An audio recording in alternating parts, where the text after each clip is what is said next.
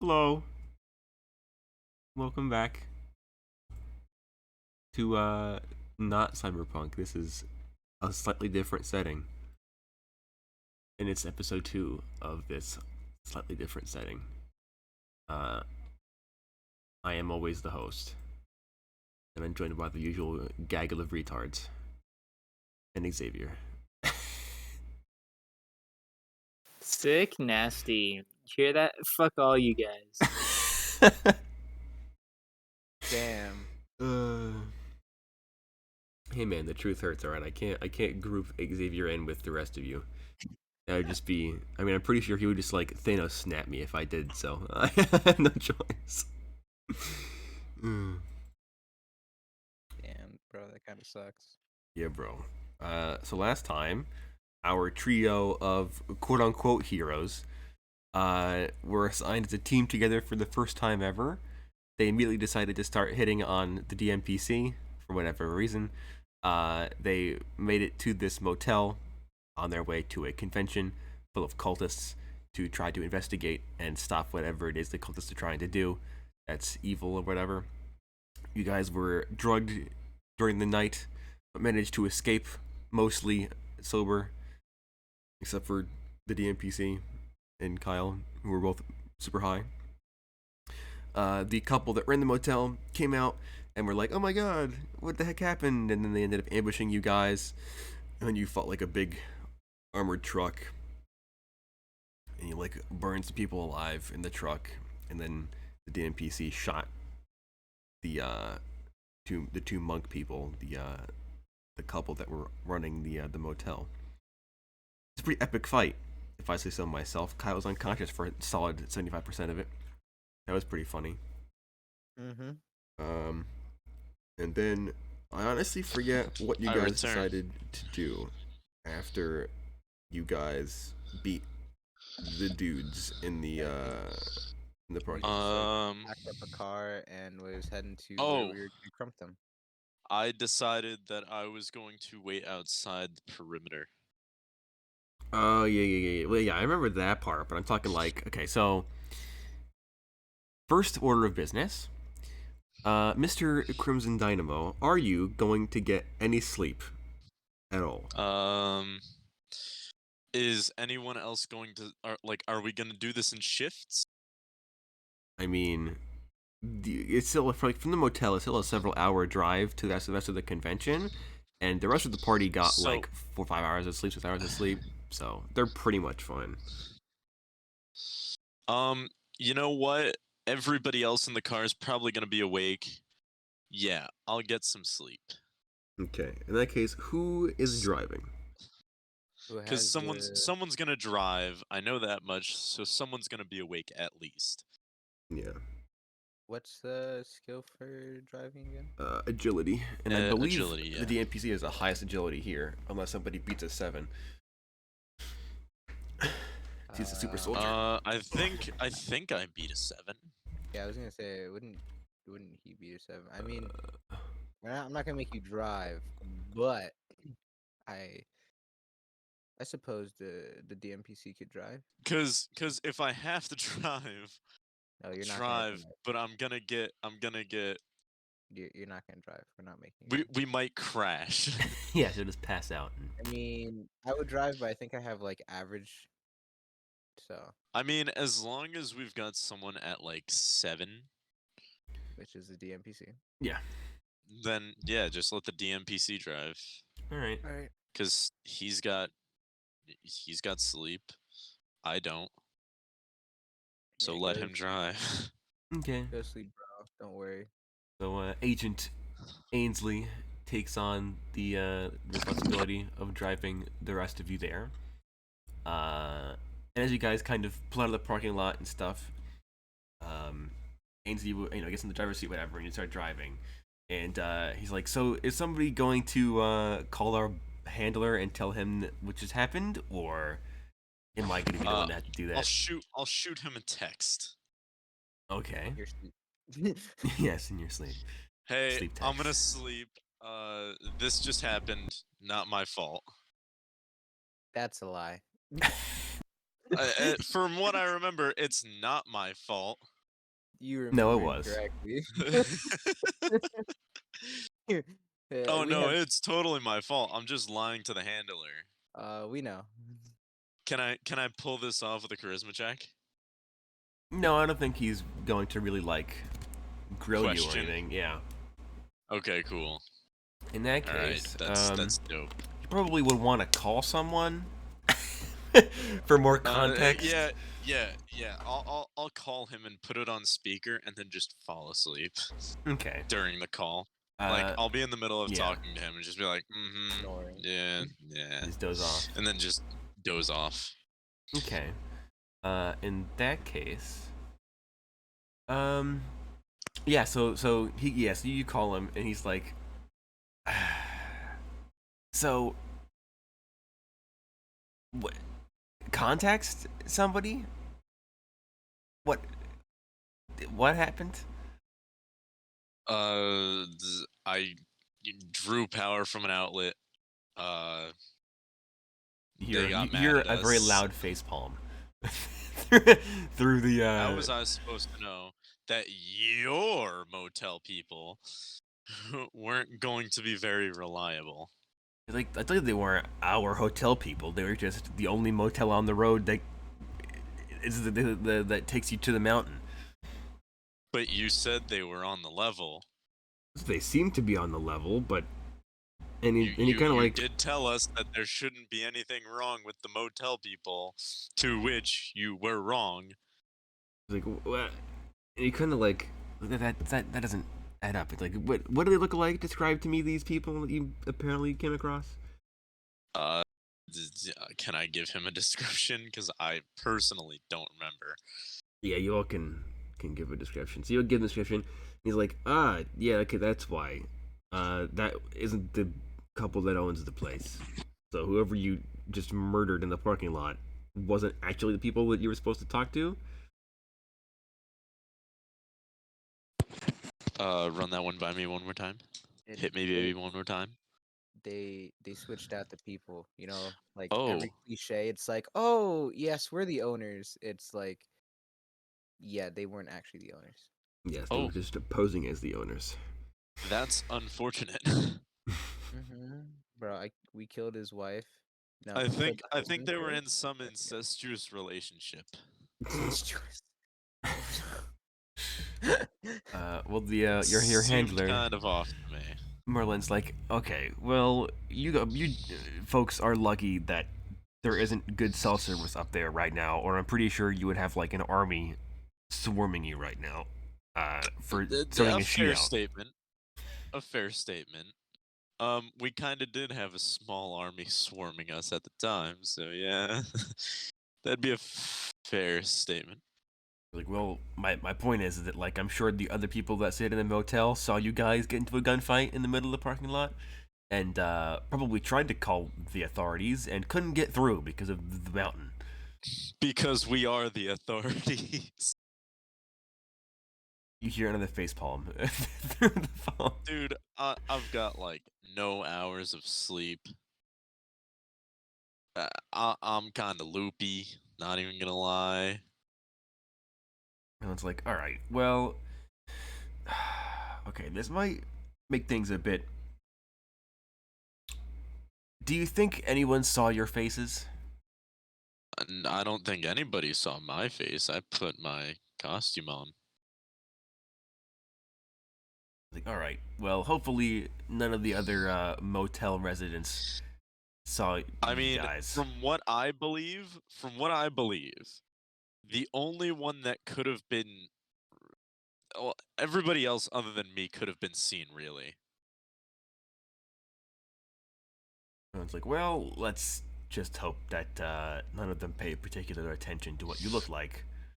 I think the one at most risk would be is it Adler? No. I completely forgot his name. The DMPC? Yeah. Ainsley. I think Ainsley is the one at the second to highest risk, right behind our fire mage.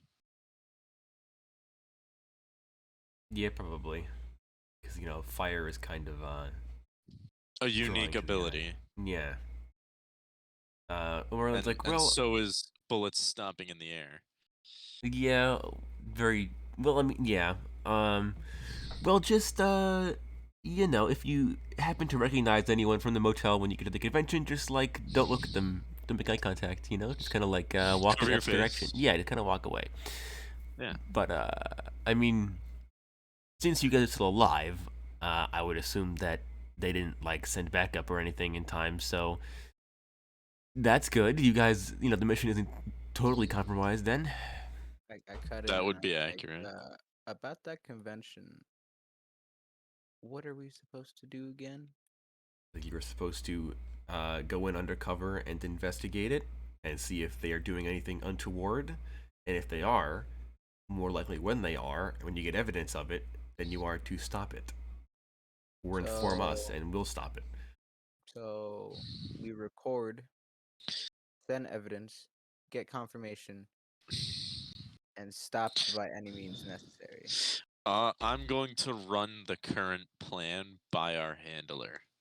Like having me sit outside in my gear and wait for the others to spring any kind of alarm, and then I move in and, you know, start fucking shit up. Wow. Yes. Okay, so Marlin would be like, well, seeing as you're the only one whose face we know has not been seen, I mean, you know, maybe it'd be a good idea if you all went in there. It's like, plus we don't know what the security's like there, and if you get caught by yourself, you know, you might not make it out, or at least won't make it out unscathed. A fair point. And if anything, I could just go into my bag and just, cosmetics, makeup's a thing, That is true, or change your clothes. True. Like, also, always the, got the convention is a 2-day event. So Do we have to stay for both days?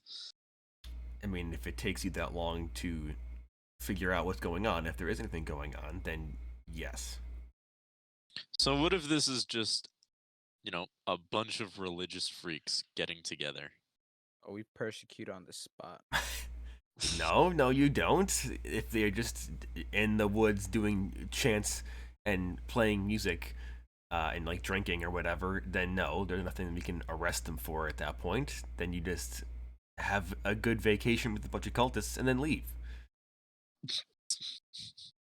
Sounds I can lovely. go down for that. Cultist vacation, anyone? Yeah, that's what. Yeah, you're out in the New York, out in the Appalachians, having a good old. You know, you're going to like Woodstock, but for cultists. Doesn't sound too kosher to me. Just don't I drink still wine. think something's up with these guys.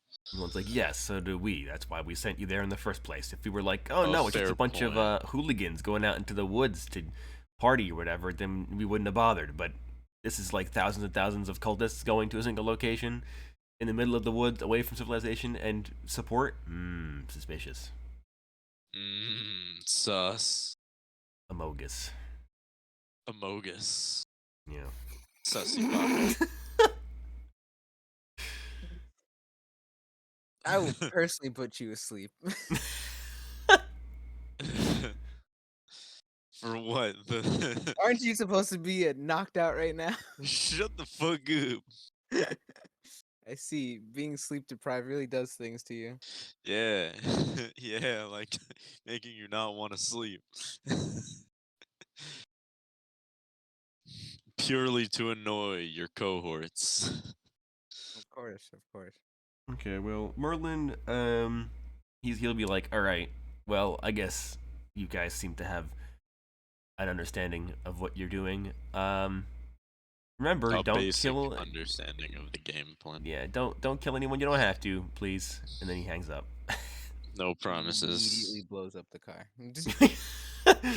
Yes, rocks fall on the car. You all die. Actually, wait. Would that kill everyone here? Actually, a car crash? car crash? It might. Do we have enough health to? Does anyone here have enough health to survive a car crash? Ainsley. Hmm. And I guess Xavier I could mean, like yeah. shield people, and that would probably keep a couple of He people could alive. shield the car, which is Well, not a no, guarantee. the car he can't shield that big of object. Like, get like bubble shield that big of Unfortunate. object. Unfortunate. You could put up a wall, but you just run into the wall and crash into the wall, Crash which the would just worst kind way. of make it even worse of a crash than it would be otherwise. Well, that's unfortunate. But he keep the people inside safe, which is what really matters. But yeah, so you guys keep driving. Dynamo takes his nap. And you guys just kind of keep driving up these heavily wooded, kind of like temperate rainforesty mountains up in the Appalachians. These winding, switchback roads up these big hills and through these valleys. You pass like some waterfalls and a bunch of really steep cliffs and roads that probably shouldn't be roads but are roads because there's no other options.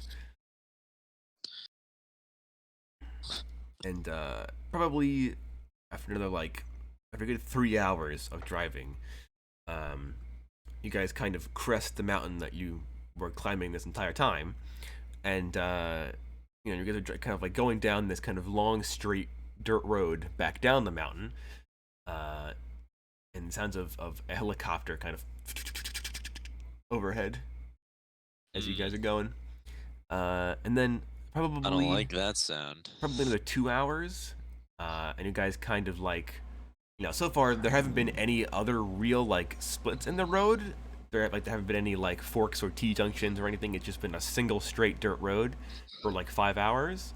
And after those 5 hours, you do eventually come upon the kind of like base of a big hill, and the trees kind of open up as the dirt road kind of takes a right turn, and you see this giant field of parked cars, thousands of parked cars, in this giant grassy field with a bunch of like wooden posts and fences and stuff around the edges. And there are a bunch of like dudes, young men and women in like reflective vests with their like reflective wands directing traffic into the parking lot. And he's like, "All right, folks, we're here. Hide your guns." And he just stuffs his under his butt on the seat. I'll like it, and I'm in the back of the car, right? Presumably. All right. You know the cup holder things? Yeah. I'm gonna like pull that down and then stuff my gun in there. Ah, okay. So yes, you do that. You hide your Well, gun. I wouldn't have my gun on me, would I? I mean, that would be up to you if it's like stashed in your bag or if it's I'd on your person. I'd probably have mine stashed in my bag It's because I didn't take it out. It's either we have like a pistol on hand and anything else is like in the bag, I guess. Well, I didn't have my. The only gun I have is in the bag. Is the Yeah. pistol. Yeah, you all have. And I didn't take it out. You all have at least a pistol, and then those of us who don't have lightning powers also get a taser. But the only one who has that stuff on him, I'm pretty sure, would be Ainsley, because he's the only one who used his gun. Although I think Xavier used his taser. You'd have that on your person right now. That's it. That's true. Because you guys pull off the road, and you kind of come to this like thin kind of like one of those like prefab like tall like pavilion tent, like small pavilion tents for like the checkpoint. There's a little like desk there, and Ainsley pulls up, and the guy at the desk is like, "All right, can I see your invitation, folks?" And then he produces all of your invitations, your tickets or whatever. And he's like, "All right, well, murders be praised." And then he kind of like gestures with his hand, and one of the other guys starts like flagging you guys down to kind of go down one of the like rows of cars, to park in like an empty spot in the lot. And then Ainsley follows directions as he is told. He parks his car And then the guide assistant or whatever, he tells you, he's like, oh yeah, just keep walking up the hill for like 10-15 minutes, and you'll see the convention center up there once you get up there. And then he walks away and begins guiding more traffic, and you are left alone. Okay. Well, Ainsley is the one in the driver's seat, so. I mean, Ainsley will get out of the car. No. He probably would leave his gun here and his taser in the car for now. I'll get out of the car, but I think I'm gonna take my bag with me. I don't want no one searching through my stuff. Okay. I mean, yeah, you all would know to like bring your extra changes of clothes or whatever, because your like the hotel for the convention center is in the compound. I don't want anybody going through my stuff. I'm taking everything I have with me. Okay. The other two of you. What? Why? Why? Why I what? don't want people looking through my things. In our locked car? Hey, you know what? Cultists can be crafty. Pick locks, they're smart. I don't trust these guys. Do you trust these guys? What the hell do you have in your bag that's so... I guess your outfit? A thermonuclear Everything. bomb. Man, imagine... Literally everything that can compromise us is in our bags. I would say the only thing that compromised me is like a gun and a costume. I mean, yeah, but that's Otherwise, enough. Exactly. I'm going to Comic-Con. That's enough. Yeah. Damn That's it, they're more too than enough smart. to compromise you. They're Yeah. too smart. I mean, at the very least, it's more than enough evidence for them to be like, hey, come into our interrogation room real quick. We have some questions, sir and or madam. Definitely more Exactly. suspicious. Definitely worth being questioned over at the very least. I would rather not take that chance.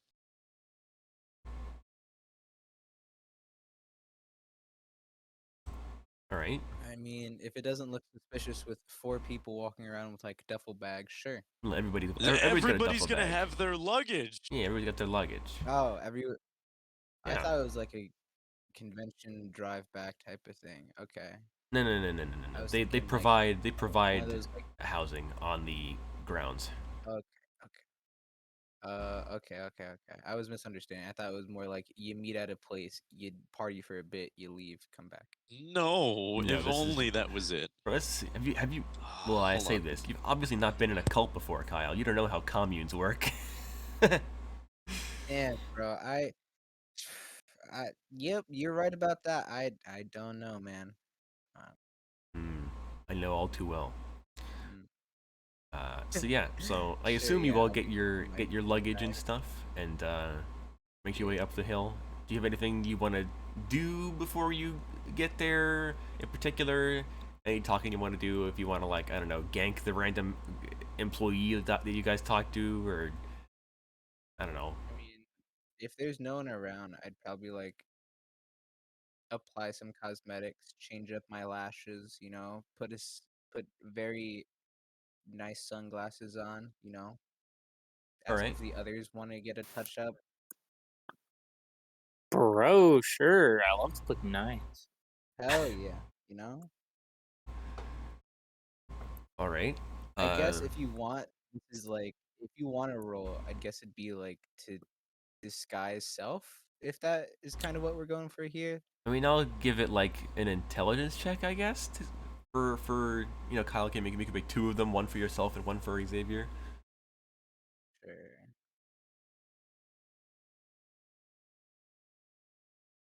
I got a 5 and a 10. What do you want the 10 to be on, yourself or Xavier? Definitely Xavier. I gotta make him look real good. All right. Xavier now looks like a like a little bit. I mean, Squidward. he looks different enough that he could be mistaken for somebody else. Essentially, Wow. like you've literally just like full on VFX makeup him, or SFX him, giving him like a fake nose, stuff like that, gotten him real good. And yourself, I mean, you look different, I guess, different makeup It and looks like I'm stuff. going out on a date, I guess. Yeah, you look like. I mean, you figure if somebody walked up to you and was like, "Hey, you're that woman who burned those two guys alive in that truck back there," you could be like, "Who, me? Oh, that happens to me all the time. No, I'm definitely somebody different." And they'd be like, "Okay," like they might believe you. Right. Xavier on the other hand, flawless. Yeah, Xavier's pretty good. Xavier, yeah, he looks definitely different enough that he could easily be like, "Me? No, I definitely am not psychic." Even though you couldn't tell that. And then I flash my anyway. award-winning smile. Yes, and you JoJo pose, and they scream and run in terror. What about Ainsley? Ainsley, I mean, no, he's just like, nah. If they want to rough me up, then they'll just rough me up anyway.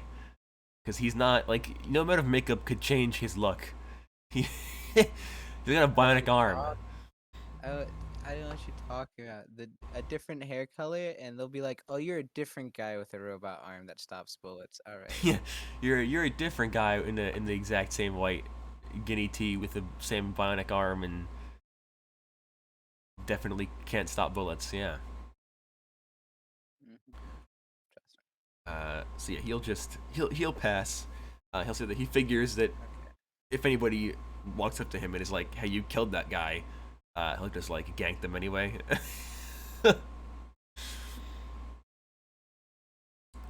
So yeah, in that case, then I suppose you all make your way up this kind of like wide dirt path, big enough for a car to get up there. You would imagine, probably like 20, 30 feet across. This big dirt path up the side of this kind of steep hill, and eventually you guys come to what you figure out is actually like another road, but this is like looks like a brand new paved asphalt road with like the actual markings that are brand spanking new on them and stuff, and it seems to run parallel to the road you guys were just traveling on, the dirt road that's like down the hill. But this one is here now. And then across this kind of brand new brand new asphalt road, there is this 20-foot tall. Well, this would probably be 15 feet or 10 feet. 10 feet. 10 feet high chain link fence with barbed wire on top of it, of course. And then every like dozen feet, there is a big warning sign. It is an electrified fence. And then there's like a checkpoint area at the entrance with this big sliding gate, and this huge line of people wrapping around the side of the convention center. And then behind the chain link fence, by probably like 50 yards, there is a 20-foot tall concrete wall, also topped with barbed wire. The checkpoint to get into the compound is guarded by a couple more of the same kind of like soldier-looking dudes that you guys murdered back at the motel. Let me get to my notes.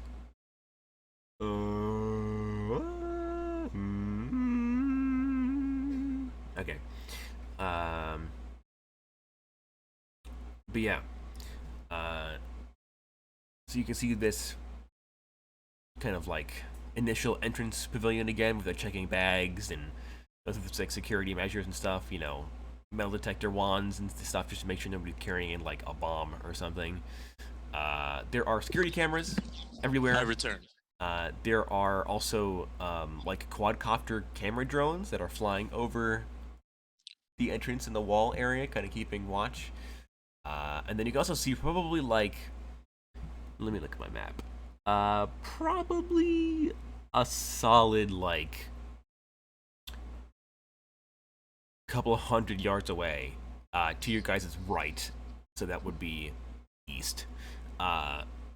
There is, you guys can see, in like an employees only entrance, kind of like locked gate in the locked gate in the fence, and then through that there is another big metal door in the concrete wall behind that. This is like employees only, restricted access, whatever. And yeah, you guys are on this super long line, waiting to be led into the convention center, or the compound anyway. So what did I miss? Just describing the front Can't of the building. recognize Xavier. And that too, yeah. Xavier looks like, I don't know, a Russian man. Okay.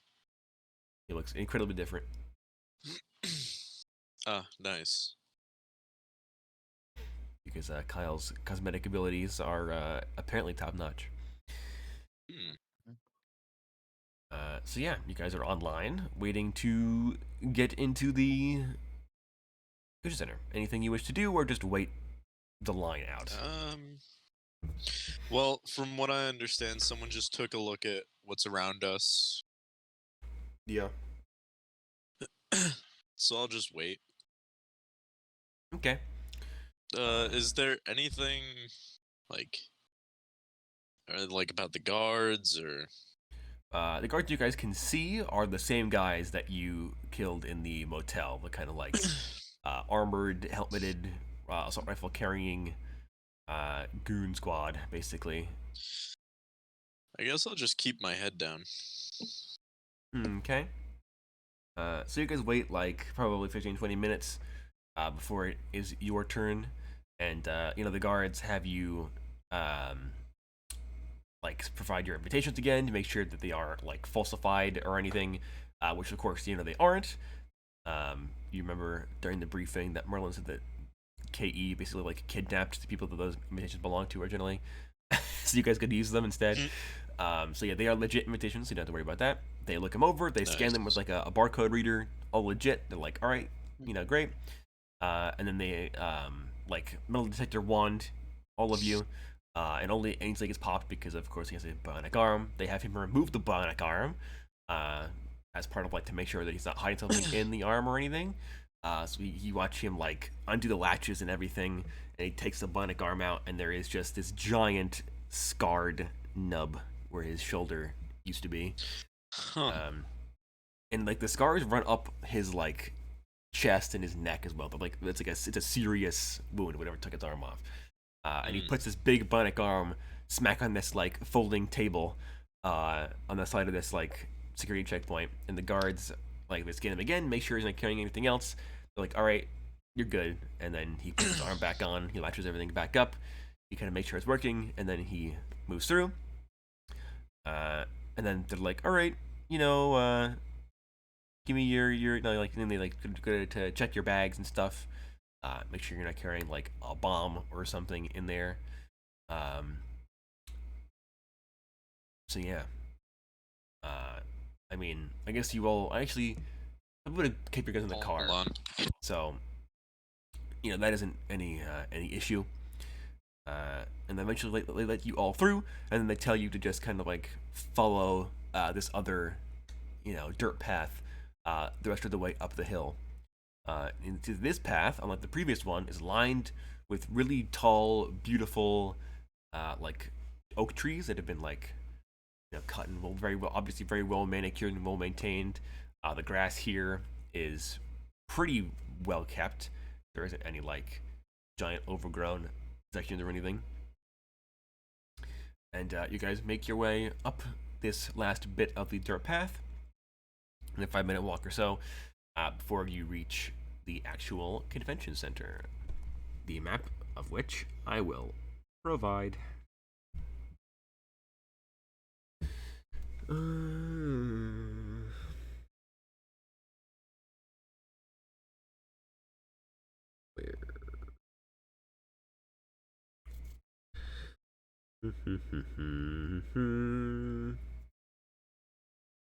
Here we go.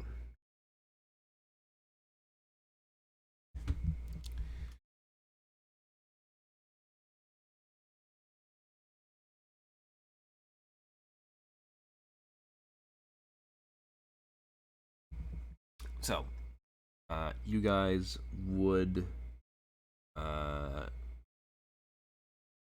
be kind of coming up that dirt path that leads from 13 and 12 into, or toward rather, building number 1. So yeah.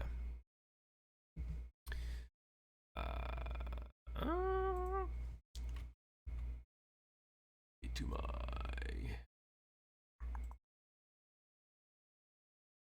okay. So, you guys keep walking up this dirt road. Eventually, you see like these kind of like 2 initial buildings on either side of the kind of entrance path. The first building, number 1, or the one to the left of the dirt road, appears to be the kind of like entrance pavilion and like main convention center. There are a bunch of big banners across it saying like, you know, welcome and stuff like that, and like giving like schedules and times for things going on. And then the building on the other side of the road from that, building 2, appears to be some kind of like eatery and like restaurant and like tavern. There's like advertisements, like a big like signs about like, you know, happy hour and stuff like that, and like specials and stuff like that, and the menu over there. And then you guys kind of like reach those first 2 buildings, you really kind of get a scope of just how many people are at this convention, because like this whole area between buildings 1 and 2 are packed. Like there's just giant crowd of people, most of whom are human, some of which are alien, but most of them are human, and most of them are like kind of like southern churchgoers that are all like polo shirts or dress down shirts and like nice dresses and stuff like that, kind of like dress casual clothes, I suppose. And Are they wearing their Sunday casual clothes? yeah, kind of, yeah, like church going stuff basically. So yeah, and also I guess from your position on the path, you would also see building number 7, which is what you can tell is there appears to be some kind of vineyard and like winery, which is kind of weird but cool. That's What, you bro? see You from here. don't have a vineyard? Just like on the premises of your Just property? like, yeah, bro. What good commune doesn't have a vineyard on the property? Honestly, Not a cult one, I'll tell you that. yes. That what no evil cult could possibly have a winery on the property, bro. What do you? That's immediately job done. Mission over. You can leave.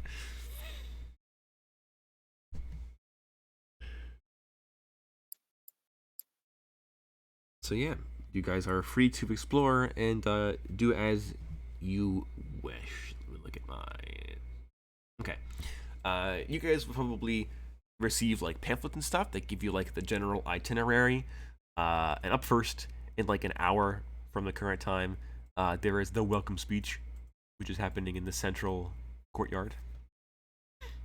So you got like an hour to walk around and stuff and see the sights and everything.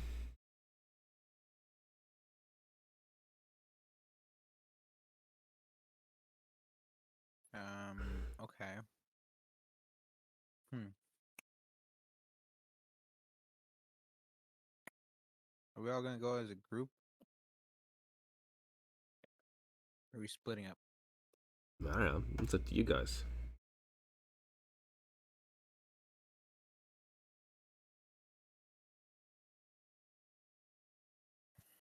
Well, Xavier, what do you want to do? Um,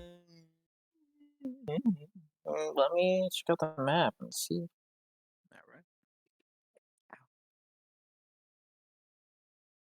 I need more water.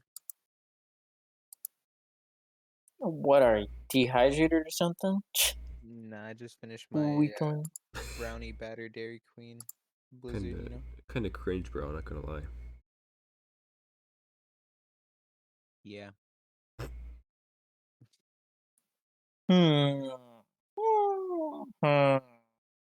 I don't know, bro. You want to check out the vineyard? You know, I was funny enough, I was thinking that. I was like, man, It was such a shame if the vineyard was like the first thing we would check out, and then I saw like number 11 all the way over there. I'm like, man, I wonder what that thing is. Man, I wonder what it is. Indeed. I wonder. I don't know what it is, but it's something. Who could possibly know what, in fact, is over there? Do you guys want to check out the vineyard? Vineyard? The vineyard first? God, I was about to say it again as well. I just couldn't. My brain was like winery, vineyard. For a solid minute there. A vineyard. The vineyard. I'm Yeah, it's thinking just this like giant the field of wine poured on the ground. A lake of a nice red wine. pretty sick. Yeah, sure. Okay. Sure, if we're allowed. Yes, What's you happening? guys. We're going to check out the vineyard. I'm not gonna do this down, am I? This is gonna What be a have I thing gotten now. into now? Dakota, if you can kindly tell John what's what on the map. Okay, so on the map, right, you guys can see buildings 1, 2, and 7. Building 1 is the kind of entrance pavilion and main convention center. It's huge. It appears to be kind of like where you would imagine like the different like actual convention like stalls and stuff are. Building 2 appears to be some kind of restaurant and like eatery, tavern, bar place. There are like signs for like happy hour and stuff like that and like drinks. And then building 7 is a vineyard and winery. There we go. I got it right.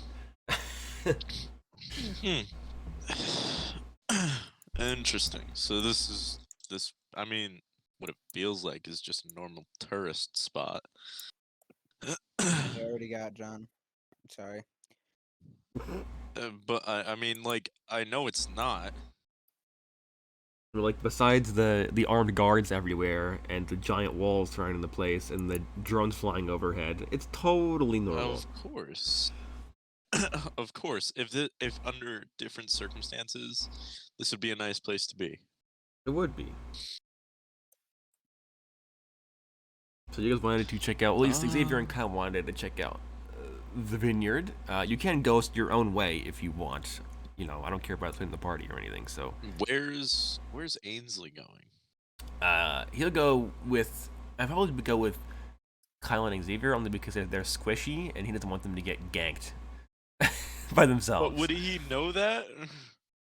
I mean, he The fight. yeah, he did see like Kyle get stabbed with a needle and then immediately fall unconscious. So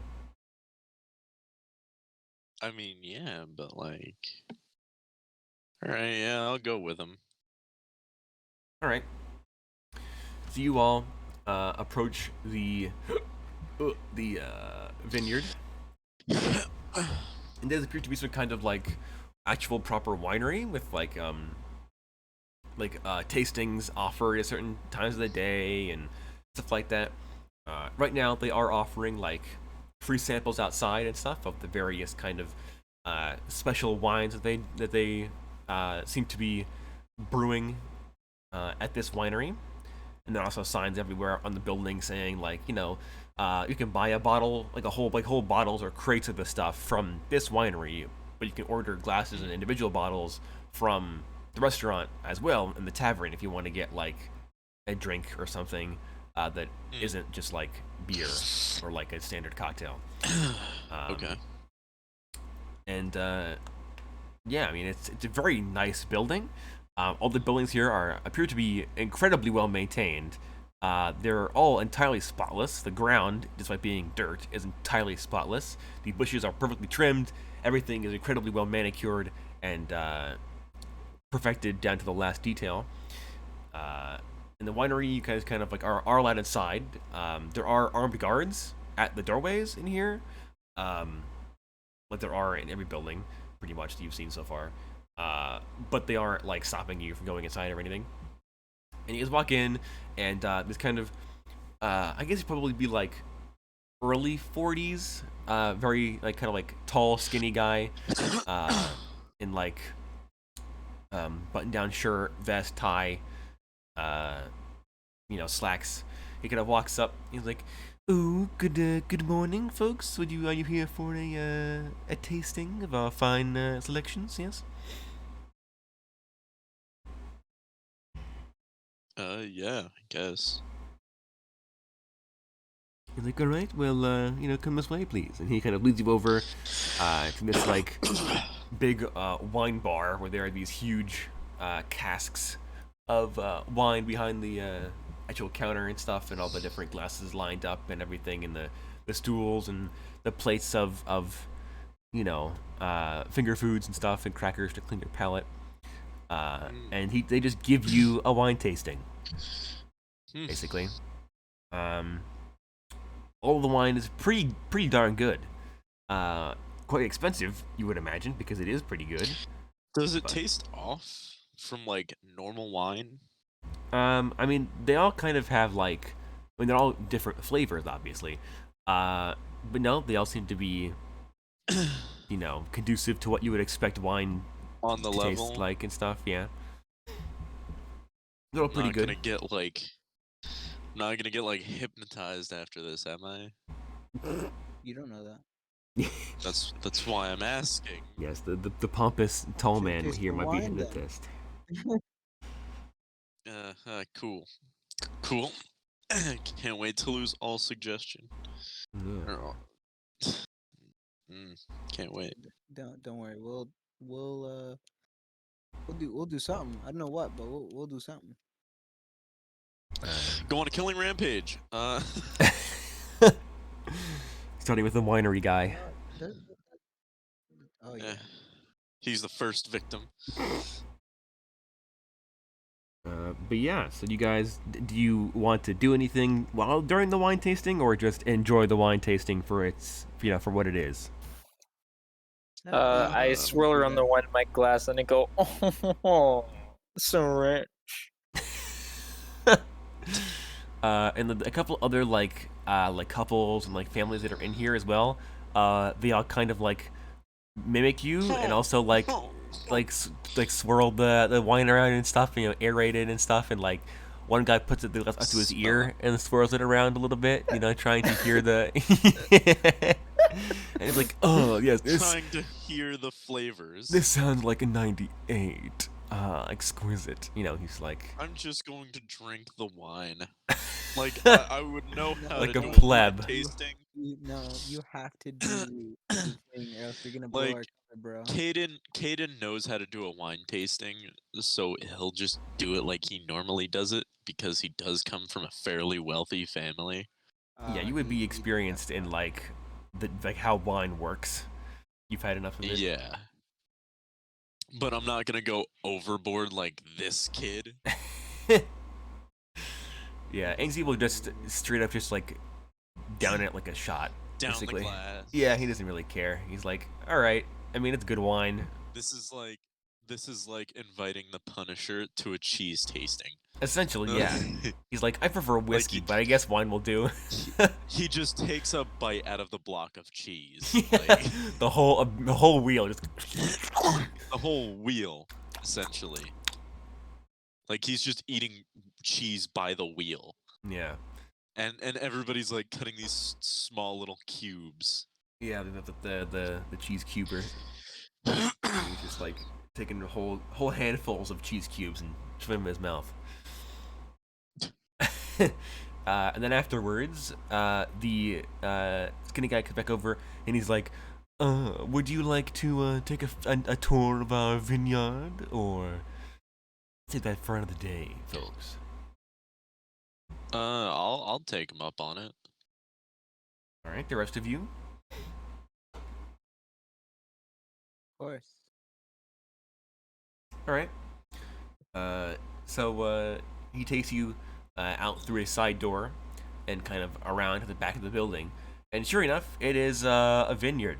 It's a bunch of rows of various grape vines and other kinds of fruit bushes and fruit trees, some apples, oranges, some like olive trees. But most of it is grapes. And I mean, it's incredibly well kept. very well manicured. There are also, and here probably would be the first time you guys would actually see them. And they are the uniformed priests of the spherical church. They are called, if I didn't find them on my character sheet list. Oh, where are they? And they're like Justicars, I think they're called, right? Yes, Justicars. And I could provide a work of them. They are incredibly uncanny. They are super creepy to be around. And I will explain why when I find the photo. It's gonna be forever to find because this is like a super old photo that I have to sift through my photo gallery for.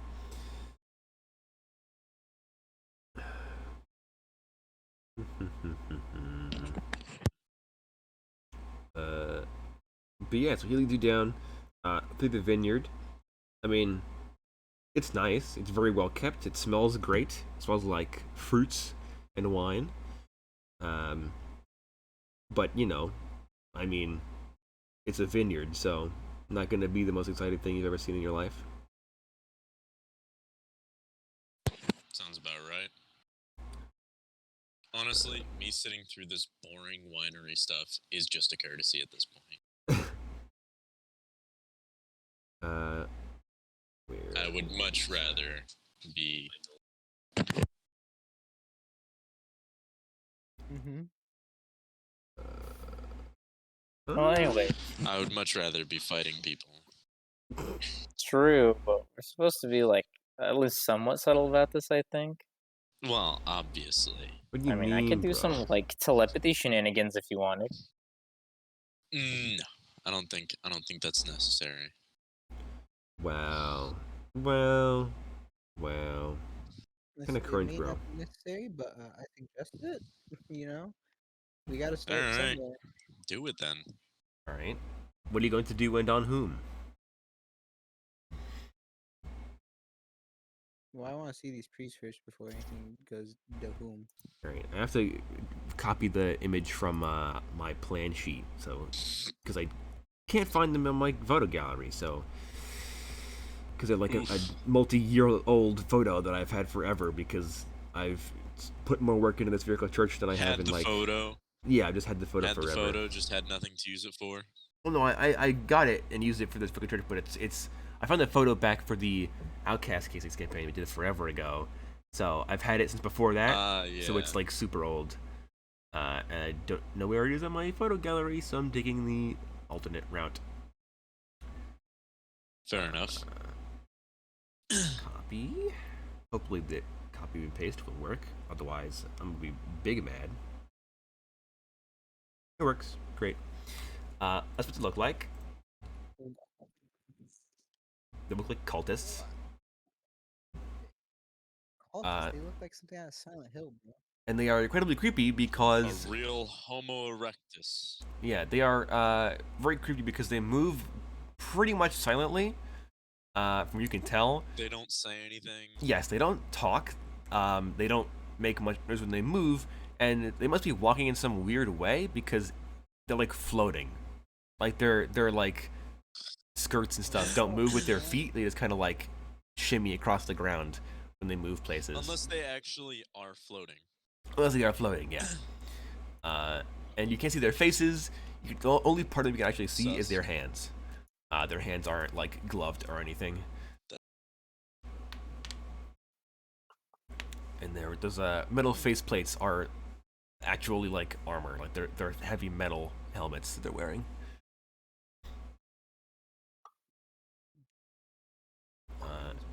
And yeah, they're going around like snipping and like trimming parts of the bushes or harvesting the grapes or the fruits or whatever, and they do so quietly and they don't talk. I'm gonna go out on a limb and say they don't eat or sleep. That's what you think. I don't like it. I mean, they're all like polite. They all like nod to like or like bow to you guys as you all pass, and everybody else bows back to them as like a sign of respect. But they don't talk to you. They just kind of keep going, business. That's kind of sus, kind of suspect.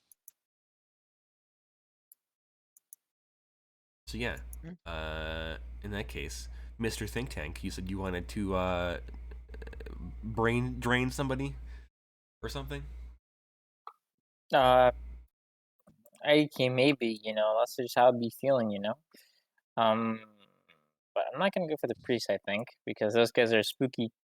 But I think, just getting a glimpse at the thoughts of some random civvies might give us a clue as if there's anything sinister going on here.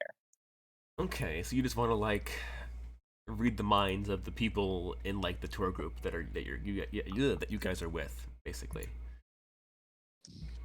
Yeah. Okay, that's easily enough done. Um, read minds. Okay, yeah, no check. All right. So yeah, so you just do it. These guys can't defend because they aren't psychic. Um, so you figure out most of them are like, oh, we're so lucky. The martyrs blessed us with the ability to come here. Some people are like, oh my god, this place is so rich. Other people are like, I can't wait to see. I don't know what the convention has to offer. Um, like a couple of people are like pissed off at their kids for being loud and annoying during the tour. Uh, but nothing like super out of the ordinary. Just a lot of them are very obviously like drank the Kool-Aid religious. Like half of their thoughts are like, the martyrs have blessed me with Blasphemous the child, silence for retching. no, they're like, they all seem to consider themselves to be very lucky and blessed by their gods to get the chance to come to this convention. Can I have him psychoanalyze me? I mean, he can read your mind, yeah,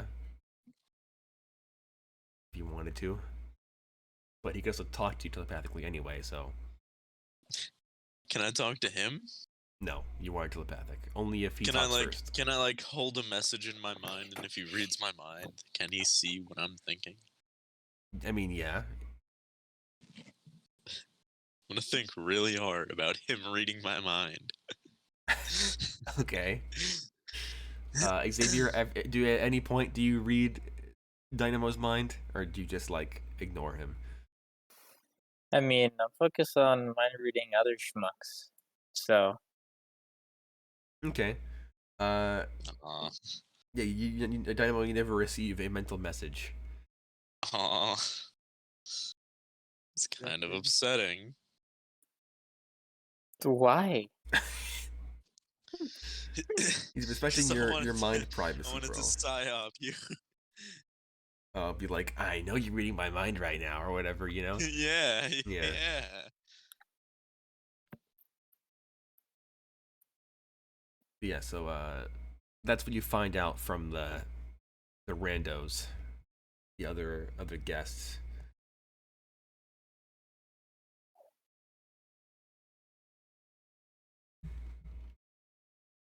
They did say not very much. So if you want to read anybody else's mind or anything before the tour concludes, you can do so. Should read the host's mind.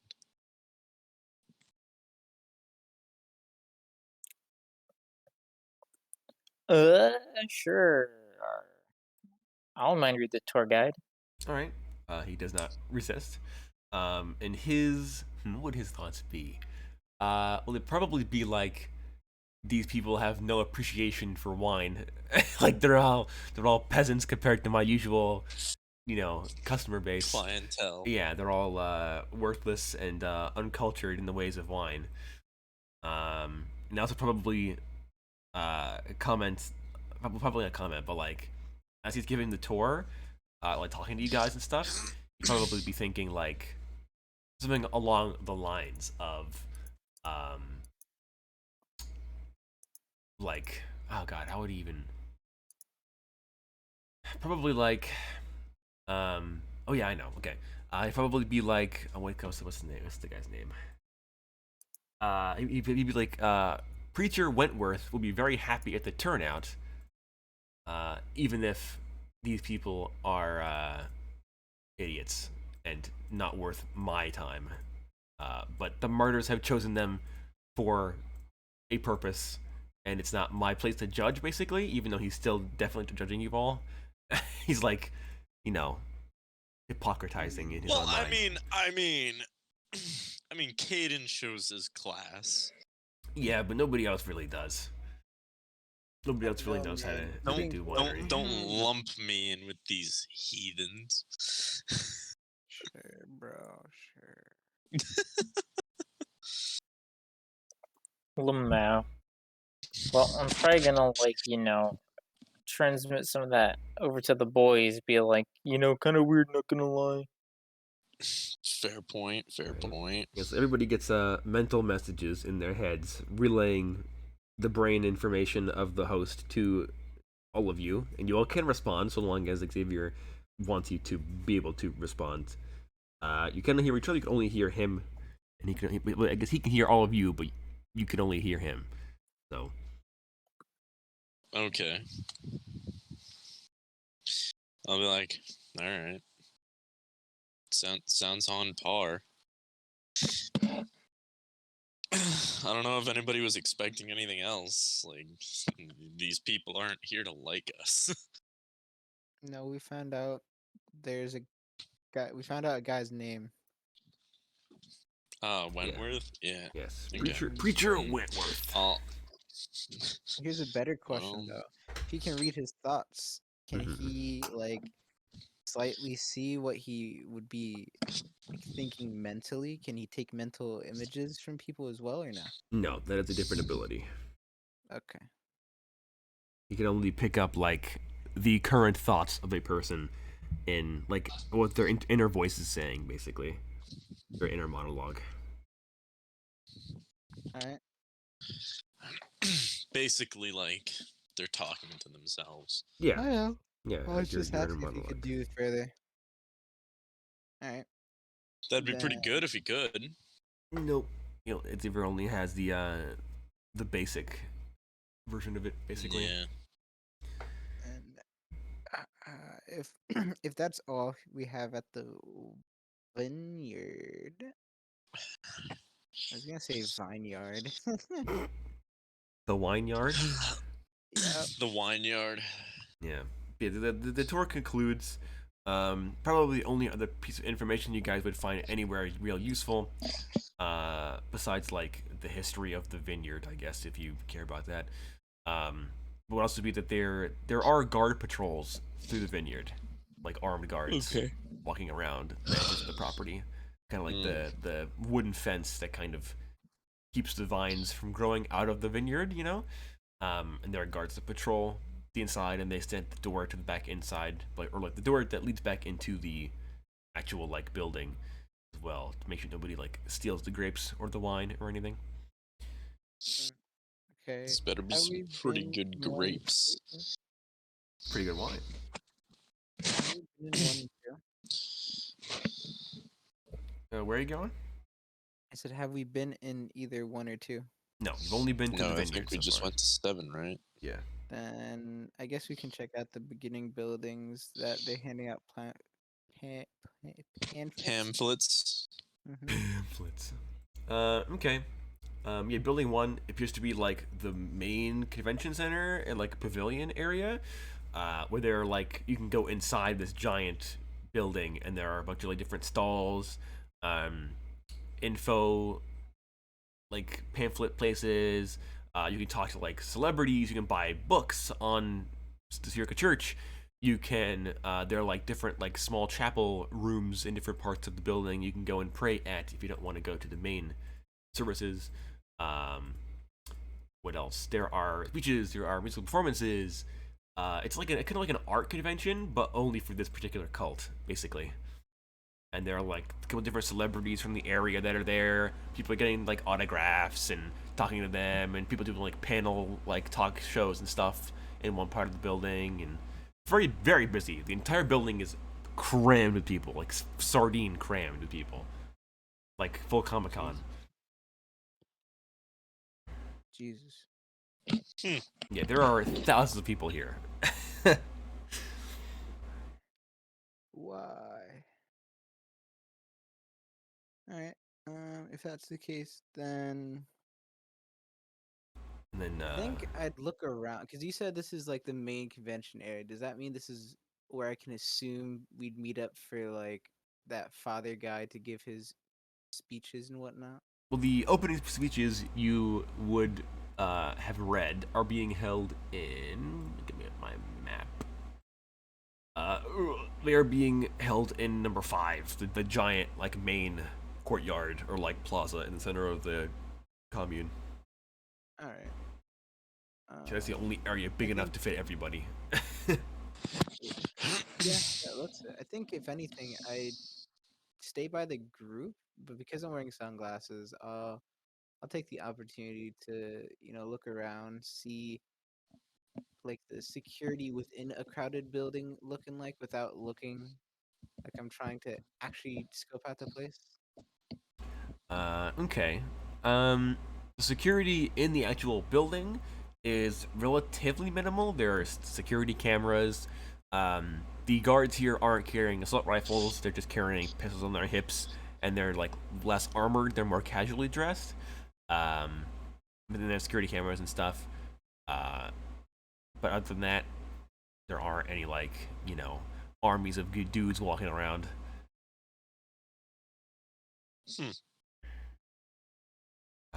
And building 2 is the restaurant and the tavern. It's a tavern and a restaurant. They serve all different kinds of food. They do serve the wine that is made in the winery out back. They sell all different kinds of cocktails and drinks to have with your meal. They sell everything, the food. Yeah, there's a big kind of like cafeteria area that's like buffet style, and this is a like more expensive, not free, basically like actual restaurant section, kind of separate from like the general cafeteria.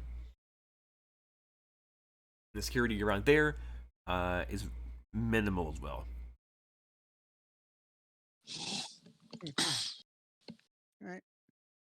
I'm assuming then 2 is the same as 1, kind of. Yeah, pretty much. There aren't any real. You don't see any real security cameras because I'm out front of building number 2. But there are still like a few guards in the restaurant or at the bar or stuff like that, milling about, either eating or on break or actually on duty, making sure nobody's causing any problems. Yeah, being like bouncers basically for the restaurant.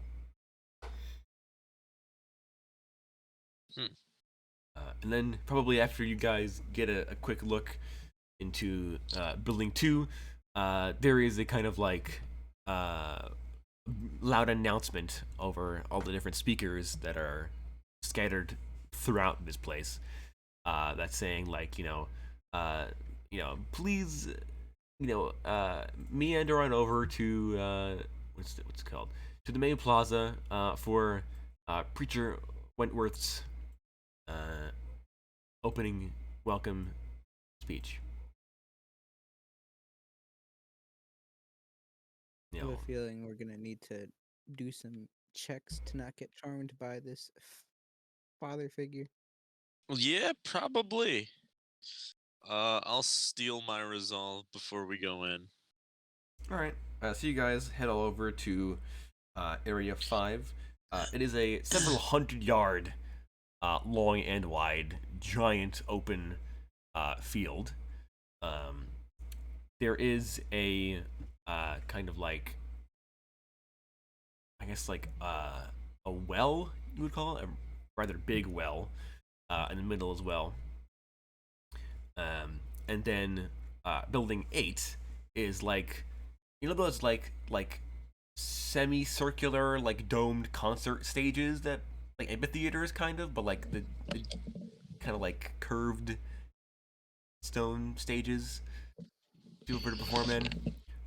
Yeah. Is one of those, and the building attached to it appears to be a bunch of logistical buildings for like the stage's sound design, like staff quarters, other kinds of like stuff associated with the main plaza and the concert stage itself.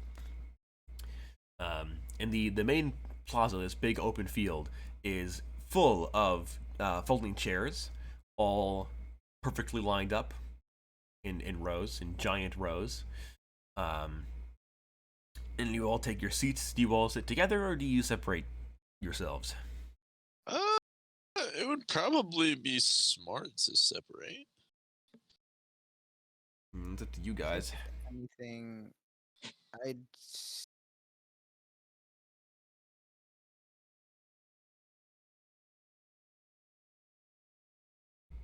I'll stay near Ainsley, if anything. Okay. Follow I was gonna, the I was hunky gonna boy around. separate.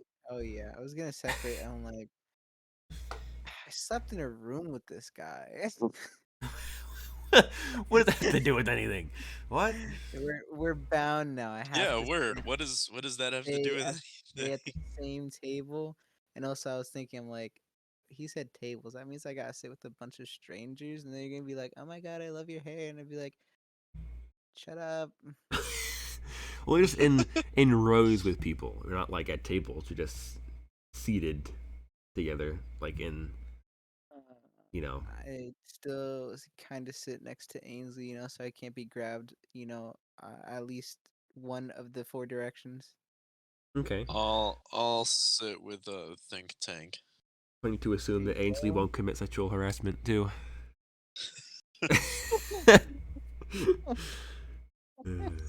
Bro, when he Yes. slaps your ass with a bionic hand, that clap is gonna be heard from miles around. Yeah.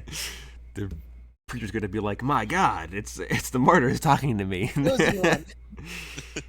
That clap of thunder. Somebody's cheeked up right now. I feel a great need I to feel gravitate. I feel a powerful presence. I feel the need to feed.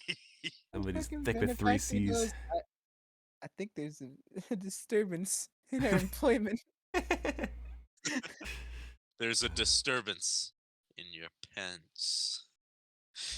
But yeah, Man, so is that cybernetics, or are you happy to see me? both. Yes. Rubble schlong. Oh yeah. I wouldn't be surprised. God. But yeah, so you okay, so you guys sit in pairs of two, kind of like in separate kind of like sections of the seating arrangement. And eventually, after pretty much everybody's been sat down, and like a bunch of guards kind of stand on the outskirts of the seating area to make sure nobody like wanders off. Like this music starts to play. This like angelic trumpet music begins to play in the background, and the stage like lights up, and all the lights and stuff go crazy, and like pyrotechnic like smoke leaches out from the sides of the off stage and onto the center, and a like mic stand lifts up from the floor of the stage, and from stage left saunters who you would assume to be Preacher Wentworth. I have art for him, obviously. What in the fake wrestling hell? Yeah, the Mortal Kombat music begins playing in the background too.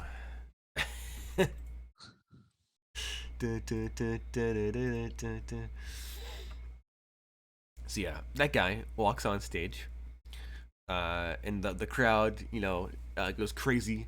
The cheers are entirely deafening, and then as he kind of makes it to center stage, the floor behind him of the stage kind of like rises up as well, and a full band, like drum set, guitars, horns, the whole kit and caboodle raises up from the floor as well.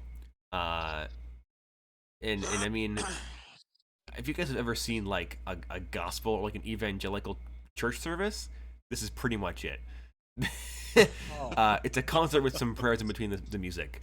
So the preacher actually begins to sing a song, like a church, like a hymnal, but it's like one of those hip, modernized, like Christian rock hymnals, with like this band guy accompaniment. What? So I'm just gonna be cringing in my seat right now. I'm saying, is this guy a Baptist? I mean, the Spirit of the Church is based off of like Christianity, so yeah, pretty much. This is more of like the singing, like the hip hop gospel. Well, the hip hop gospel is obviously Baptist, but like evangelical services Oh, is it a tend to be like, mixture of it? yeah. Evangelical services are like a kind of weird modernized Christian rock song, and then like a prayer that relates back to the song, and then another Christian rock song, and then it repeats for a while, and then there's like the sermon in between, and then like the normal stuff like the communion and whatever, and then it kind of repeats with the songs and stuff. Um, but it's pretty much a concert with some prayers and a sermon in the middle. So after a couple of songs, basically each song as well, he sings the first verse, and then the second like the chorus, and then the second and third time that he sings the chorus, the crowd joins in because obviously this is a giant cult. It's gonna be creepy.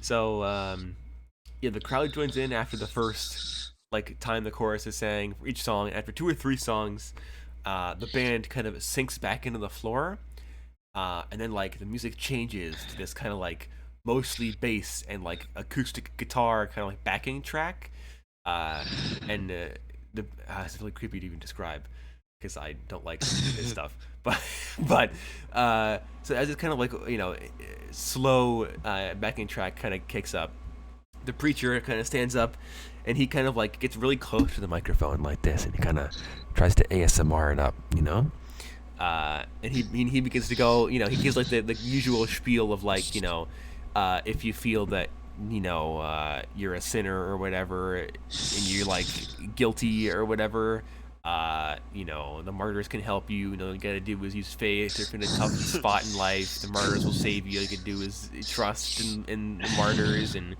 pray or whatever, and also give me money, and donate a lot of money to me, please. And then I've got it. If you're feeling like a sinner out there, give me a hallelujah. yeah. He was like, and then after the kind of obligatory Catholic guilt shaming session is over, the music kind of stops, and then he is kind of like, all right, ladies and gentlemen, welcome all to the 30th annual. I forget what this convention is called. I've forgotten the name of it. Line, please. God, I have it written somewhere. Where is it? Shoot. It's I not know even it. 30th. I know it. It's Okay. not even the 30th It's annual. like welcome to the 30th annual Day of Worth celebration. I'm pleasured to have you all here at this fine convention center, built by the church. And he kind of like, can I get a hallelujah for the fine men and women Can I get a that hell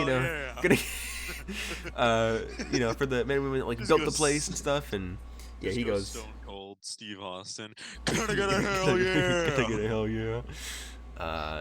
So yeah, and he kind of like gives the usual like intro speech, and he's like, for those of you who may not know me, who are new to our fine community, I welcome you, obviously. Welcome to the family. It's like, I am preacher Joseph Wentworth. Welcome to the family, son. Welcome to the family, son.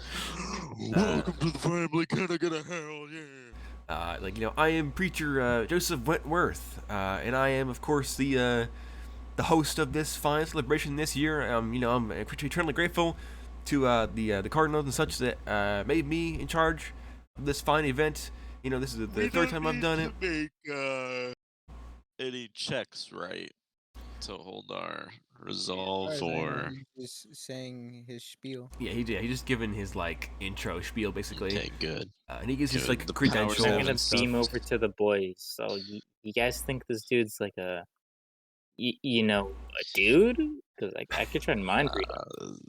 I wouldn't give yourself away in case he has supernatural powers. I wouldn't risk it yet. Because we still don't know what this guy's whole deal is. All right. Okay. So he gives his spiel and he tells you like, you gotta do the preacher like sad backstory rant as well. where he says that he grew up in like Texas to a Christian family that didn't understand the power of the martyrs when they spoke to him in his sleep one day. Totally not drugs, and and how he ended up like Definitely not a meth addict. yeah, and how he was like chosen by the martyrs. He went to the church and he told them about what he had heard and seen in his dreams, and the Justicars and the churches told him he was an important man, and then he ended up becoming like a preacher and traveling the world, and you know he had like a really rough time in his life where he got hooked on drugs and he had to like go into rehab, but he's clean now because the martyrs saved him or whatever, you know. Because of course he is. Yeah. Dare? Am I? Is this a speaker? Am I in high school right now? What the Yeah, fuck? pretty much. Bro, it doesn't get better. This is a It does not get motivational better speech.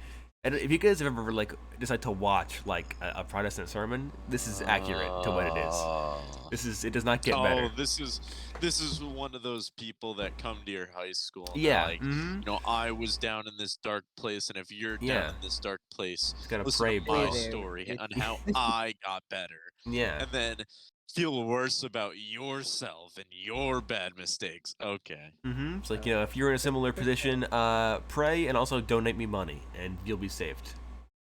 Bada bing, bada boom. That pains It's me. like that one guy that does the drugs are bad commercial as Mario. And he's like, remember, you go to hell before you die. Yeah. Yeah. Not quite as heavy-handed as that. He hasn't quite gotten to the Hellfire's preacher speech yet. That comes later.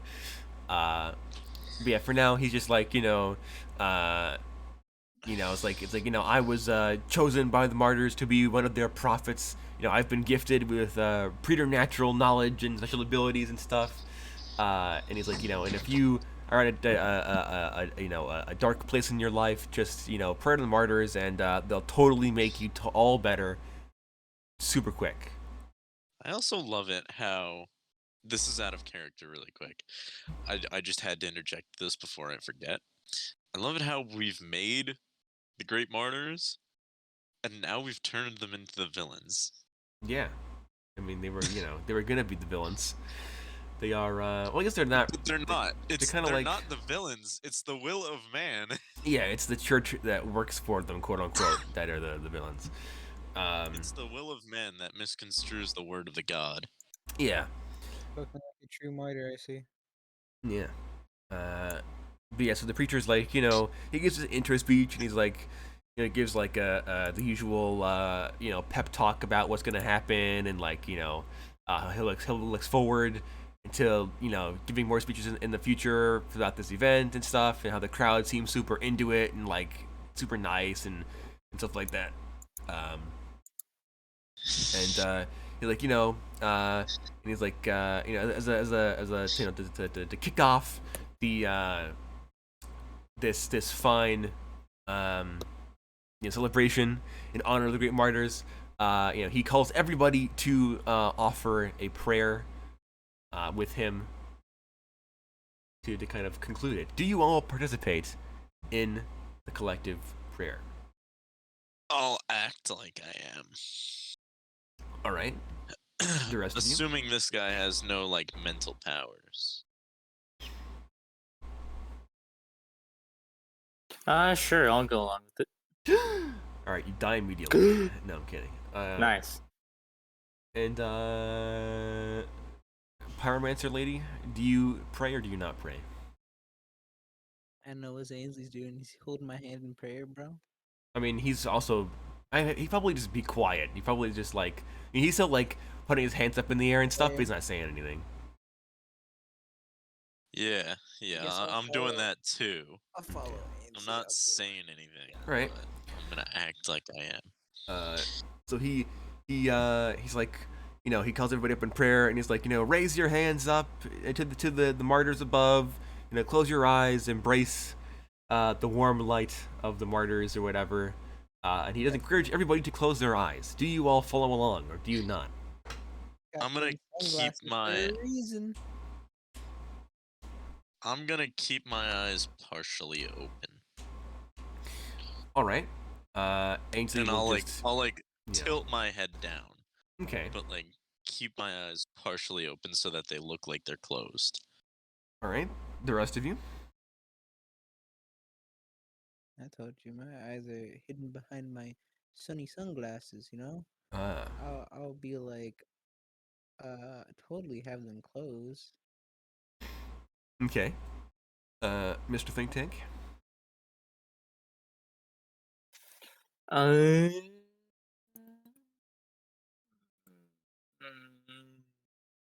It's about this point where I wish I had a different uh telepathic ability, but I think I'm gonna close my eyes and trust John to be skeevy, Okay. or Caden rather. Alright. The only one here who would probably know what's going on would be Kyle. So Kyle, make me a perception check at disadvantage, por favor. Yeah, I kind of figured. I was like, I have a feeling something's gonna happen.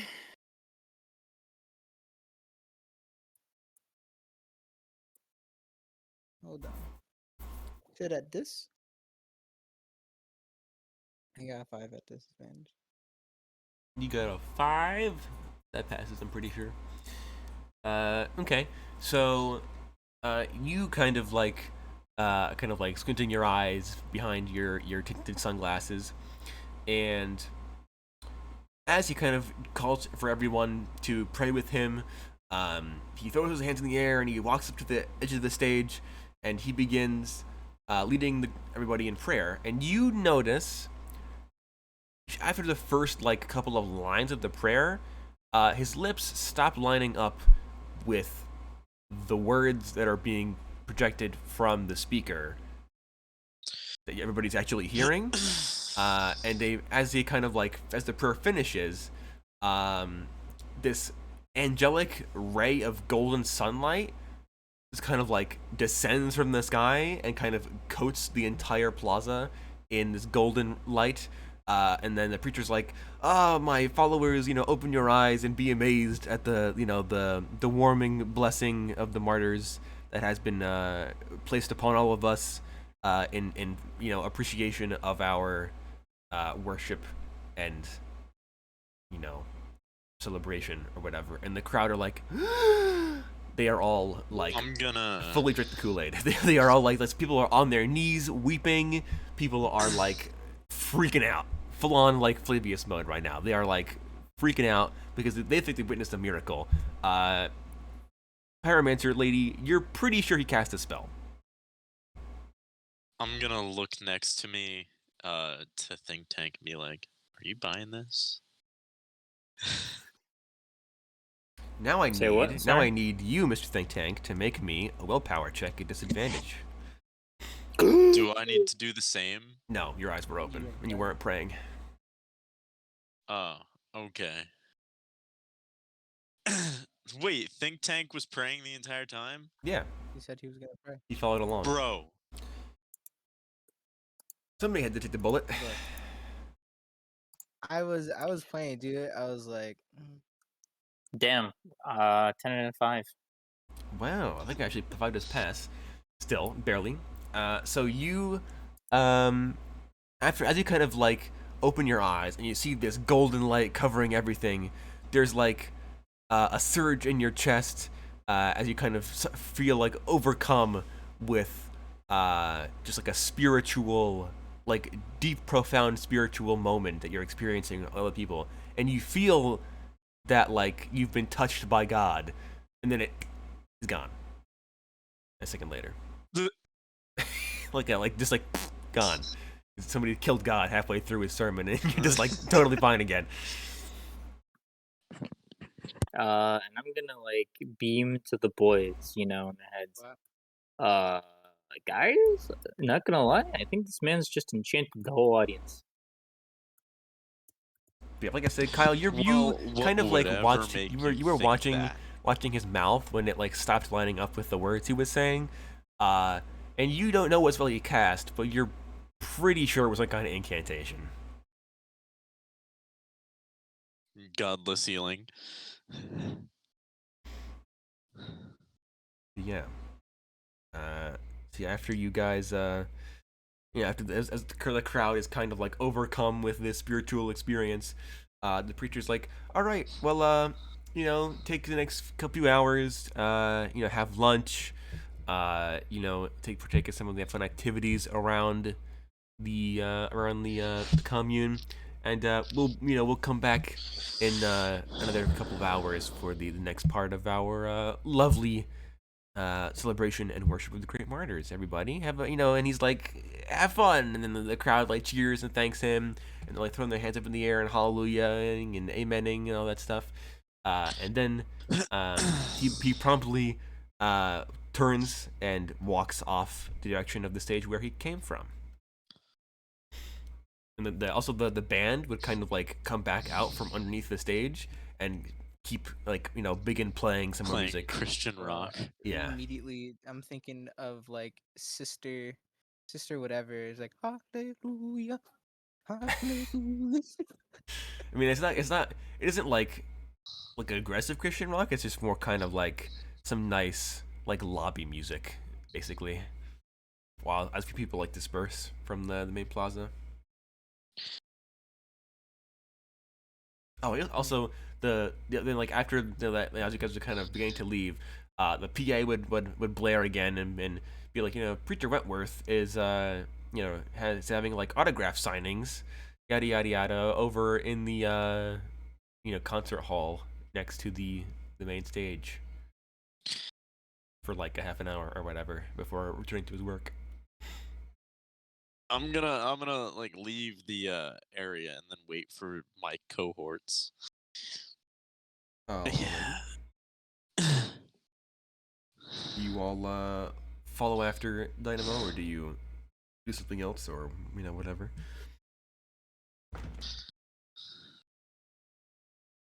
Yeah, I'll follow him. I'll follow him and like talk to the boys and be like, if we have space to talk, I'd probably tell him, be like, so are any of you versed in magic? Incantations? Or why actually, I not? guess I'd say no. I generalize it with magic first. No. I have 0 experience, to be precise.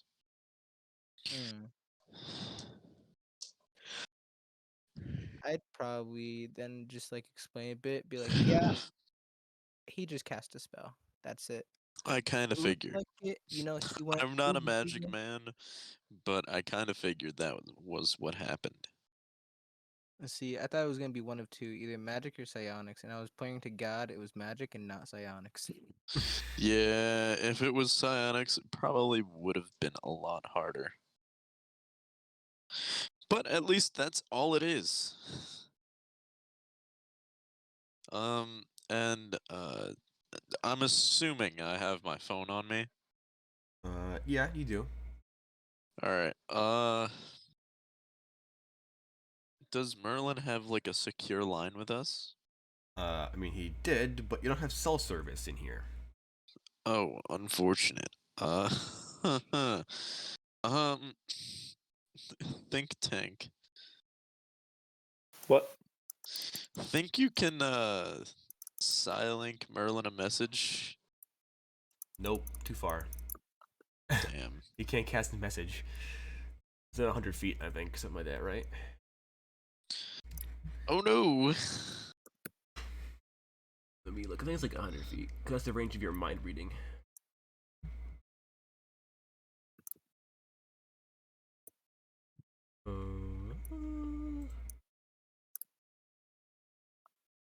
Yes, 100 feet. Is the range for telepathic communication? Well, at least we know it's not psionics. And at least we know he can have his mind read without noticing. What? So we know that if you read his mind or do anything telepathically, he's not going to really notice. He's just using magic. All right, cool. So, want me to IDK head over to that signing? If you want. Maybe do some reading of the mind. Yeah, sure. Get us some information. All right. Are you all going, or is just think tank going over there. I'll go with think I tank don't. only because I might see more of his magic. Okay. Okay, so you guys head over back towards the kind of like other side of the main plaza where the kind of like those that's the concert dome with the attached buildings are. We're off to like kind of like in front of those like attached buildings.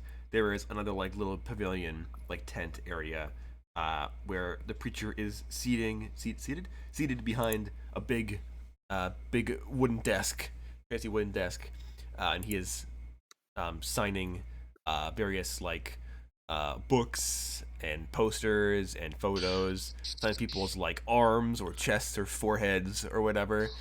And the line is ludicrously long. There are a couple hundred people using, and eventually, after probably like 10 minutes, 20 minutes, you do get up to him, both of you. Do you actually have something for him to sign, or are you just standing there awkwardly? I don't know. I probably would have like picked up a poster or some shit on the way there, Okay. Probably one or of a the T-shirt Bibles. or whatever. Just random merchandise was lying around. Yeah. I'll have him sign a Bible or something. Okay. Have him sign your arm. I was gonna say my tits if I'm being honest. You could probably do that. He wouldn't be opposed. He's that kind of preacher. He's the rock star kind of preacher. Yeah, he's the crack and prostitutes kind of preacher. Yeah, so you guys get up, and he's like, if it isn't some more of my fine followers, like I don't believe I've seen y'all around here this, at previous celebrations. It's always good to see. Good to meet some new disciples of the martyrs' grace. Yes, and he kind of takes your poster. Does he and, sound like Matthew McConaughey, or are you just putting that on by accident? I mean, he does sound like Texan. Is the accent? Yes, he does sound. Which McConaughey is Texan, so yes, he does sound vaguely like McConaughey. And he's like, all right. And he signs your poster with his and his signature is huge, because obviously he is an arrogant piece of trash. So Pulling a real John Hancock. oh yeah, the whole like lower quarter of the poster is just covered in his giant signature now. I'm like, wow, dude, thanks. He's like, hey, Are you actually getting your tits signed? What? No, I said a Bible. all right. Yes, you get like the church's version of the Bible, their holy book, the name of which I forget off the top of my head. They don't have one. I forget what it's called. Scripture of the Martyrs. Yeah, something like that. It's a Bible-sized, thick book with a white leather binding and gold inlaid etching and stitching and stuff like that. Very, very fancy, very expensive, because obviously this is a cult. And he takes it and he signs the inside cover. Actually, you see as he kind of opens it, you see that in the inside, like the first page, there is like the first page that's usually empty is covered in like printed lines for signatures. Because this cult is, It's like horrible. Pokemon. Yeah, It's like yeah. Pokemon, you gotta get them all. Yeah, can you get your Bible signed by every preacher or whatever? And he signs the first one, and he's like, see, this is a brand new holy book you got here. Well, I hope you can get more signatures at some point. He kind of hands it back I'm to like, you. oh yeah, I am really looking to make this a collector's item. Make it real holy with all the words and blessings of our fathers here. Does Like he a- buy it? Yeah, make me a charisma check, I guess. Does he Damn, have bro, damn. advantage with my Really gonna make me kinetics? make a charisma check for my dedication, my faith? Does he get any bonuses with that wonderful cosmetic? Anyways, 7. Oh, okay. Yeah, he's like, of course. Well, I wish you luck on your rest of your spiritual journey there, friend, and I wish all of you a lovely celebration here at the Days of Worth ceremony. Cool. And then I guess I mind read him or some shit. All right. Yo, You do that. In the meantime, Kyle, perception check for me, por favor. Xavier, he doesn't resist. So his current thoughts probably be something along the lines of, I hate that my agent told me to do this stupid signing. I don't want to be So here. he's not a true believer. Well, he is. He doesn't want to be at the signing. He's just like, I have better work like to that be wine doing guy. elsewhere. What'd you get? I got an 8, but I said just like that wine guy from earlier. He's Yeah, like, yeah. He's like, I have better things to be doing than talking to these peasants.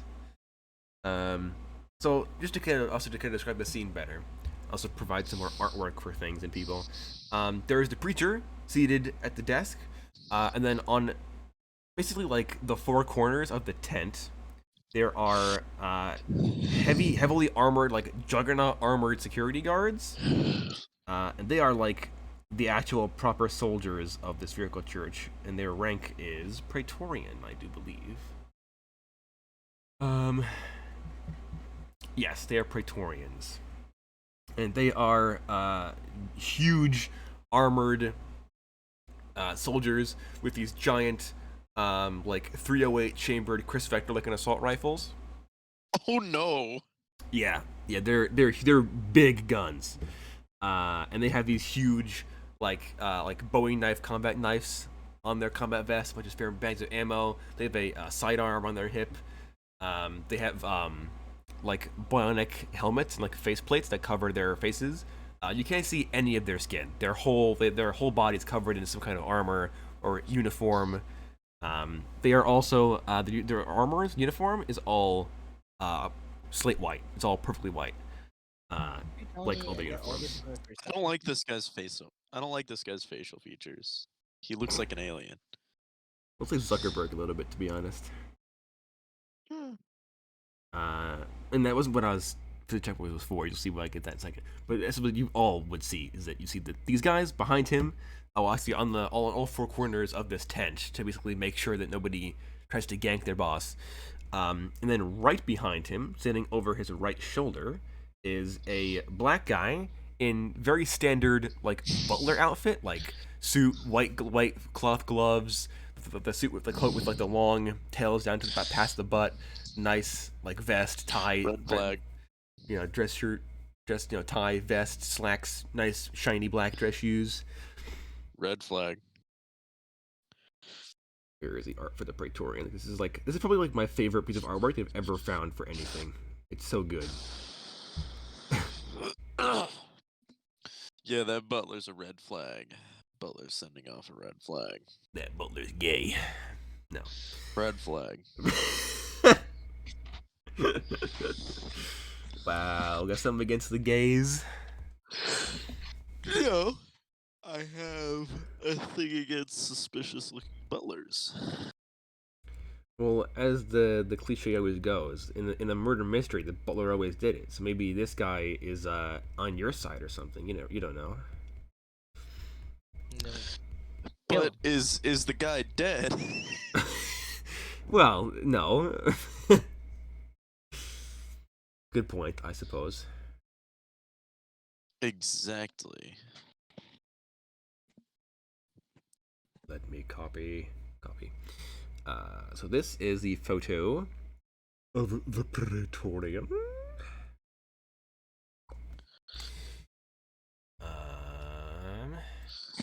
Oh, that's terrifying. Yeah, they're also all like over 6 feet tall. They're huge, and they look big mean. Yeah, they mean business. And the black guy behind him, standing there, totally stone-faced, looking dead ahead, does not seem to care whatsoever about the signing going on. And the perception check you made was to see the black guy's reaction. So Xavier, as you read the preacher's mind, the black guy's eyes shoot to Xavier. He doesn't move. He just looks at him. No. And Oh, you can see him kind of like, you see the cogs turning in his head, but like he makes no reaction, no facial expression change, no body language change. Only his eyes move, and he just stares dead at Xavier without moving his head. Just flicks his eyes over. And Xavier, you get that stuff from the preacher's mind, and then it cuts off. Oh no. Oh no. All right, and at that, I will, quickly finish my uh convo with the preacher and dip on out of there. All right. But not actually say anything to the boys. I'm gonna just keep walking, going on my merry way. All I right. don't want to fucking blow the Think whole to team's cover. yourself, man, I'm so glad to have this signature right now. Yeah. As you guys walk away, you hear the black guy be like, let's end the signing early, sir. It's time to go. And then he's like, oh, really? But I was just getting started. And the black guy's like, no, we need to go, sir. And then he just kind of like hoists the preacher up, and the Praetorians kind of like fold in into like a circle around the preacher, and then they all walk back into the building and disappear. At least it wasn't me this time. And the rest of the crowd are like, "Oh, come on, come on." they're all Arnold apparently. Come Come on, on, what are you doing? sign the Come on, Bible. Come on, sign the Bible. Does this start like a mini riot? No, there's a few people who are mad, but most of them are like, "Well, he's a very busy man. He's got a lot of work to do. He's sure there's a reason for it." And they're all like, "Yeah, you're right," and they all leave after a few minutes. But yeah. Come on, my son, he's trying to get the Bible signed. Come on. Come on. Yeah. So that's what happens. Where do you guys go after that? Home.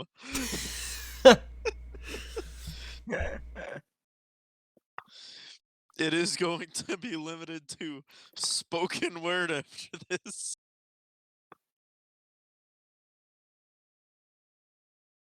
I mean, Xavier would know that, like, there are, like, the odds of this guy being able, I mean, assuming he even actually is psychic, but, like, assuming that, like, he wouldn't, his range wouldn't be infinite. Like, there is a limit to how far he can read minds, and it has to be active, so, plus, Xavier could resist, and the guy would have to, like, they have to roll off to intrude on a communication. Like, he can't just do it for free. He has to actually, like, make a check to do it. So just like Xavier would, to intrude on somebody else's mental communication. But what are the odds that he can do that? What if he's really good at that? I mean, I don't know. Yeah. So where do you guys go? What do you guys do? You should probably reconvene with us. That'd be a good start. I think it's me and Ainsley, right? Yeah. If anything, I'd split off from Xavier a bit, just so I don't seem as if I'm with him. Okay. That's a Weasel fair point. Probably view some people, get some talking done, be like, "Oh, why are you here?" It's like, "Oh, I came here to get my tits signed, but then it ended early." I was like, "Oh, I'm so sorry for your loss." Yeah, that type of shit. Another person comes up to you and shows you their tits are signed. Bro, I'd be like, "Damn, I only got my Bible signed." Yeah, bro. Okay. Do you and Ainsley want to do anything, Mr. Dynamo, while you're waiting for your friends, or? You want to get hot food and even hotter weather? And even Sure. Cool. Let's go get some hot food and hot weather, because that's what everybody loves. Yeah. Okay. So, you guys do that. You go to the restaurant and stuff, and you get food. And probably like halfway through your meal, your other two friends walk in.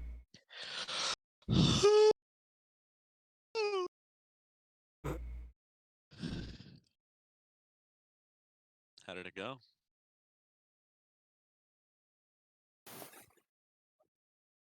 Say what? Sorry. How did it go? Poorly. Do tell. Ainsley's like, yeah, please, could I get any more? That's a scary thing to say. Could you just give me a little bit more context? So, I did the thing. Not much interesting going on there, but I'm fairly certain One of the dudes with him may or may not also have psychic powers. Fantastic. Are we cover blown? I think I am. Not sure about y'all. Wait, Well, no, hold on. We're not fully blown. Wink. either way. Because Only half because mast. I did roll that 10 on charisma. So as far as we know, whatever Xavier looks like now is what the guy remembers. Well, also, Xavier, you would know, just because he could tell that somebody was reading his boss's mind. He doesn't know who was doing it. Okay. So he wasn't like scouting for people. He was just looking into his own guy's mind to see what was going on. Yeah, basically, he looked to you because he assumed you were the one who was doing it, but he doesn't have any proof. He doesn't know that somebody in 100 feet was reading his boss's mind in that moment. He could only assume that the first person at the line was Yes. the one doing it. Yes. And that's why he Okay, had them. well- You would assume he had his boss leave because he didn't know who it was and was like, "All right, we got to get you out of here," in case wasn't those guys, basically. Okay. Well, for now, let's keep it on the down low. We know there's one psychic person here, and the leader's using magic. Right? Okay. So, let's keep doing what we've been doing. Observe. And wait until something significant happens, and then we intervene. Or we don't intervene, take evidence, fuck And off, just go? and call our boss because he said either we take care of it or they take care of it. Yes. A fair point. So, is everybody in agreement that we just gather evidence and leave? I mean, based on the security, that's my best option. Yay? Nay? Ainsley will agree to anything. Basically, he just wants to see the cultists get arrested. Alright, so then tomorrow, or well, for the rest of today, we gather evidence, and then tomorrow we leave. All right. Well, So, you guys were today were needs to given be the... focused on gathering as much hard evidence as possible. I know you were given a couple of hours between the first speech and the next service, so you've got some time to explore if you want to use it. Would I be correct I'll to go- say that we can't see any cameras around this place? You saw them. There are cameras in the convention hall, building number 1. You've seen, and you've seen cameras around the perimeter wall. You don't know if there are others around. You just haven't seen any. Where's the convention hall again? Building 1. 1. Yeah. Let me quickly look where that is on the map. So, our boss knows that there are armed guards here, right? Yeah. Okay. Did the sermon take place in the convention hall, perchance? No, that took place in the main at number 5, the main open field. But his performance was in that kind of extendo bit of number 8. That's the domed stage. And that's where he was standing, and the chairs were all in the main plaza. What's in 9A and 9B? You can't get to those because they are cordoned off as being employees-only areas. Okay. What about 4?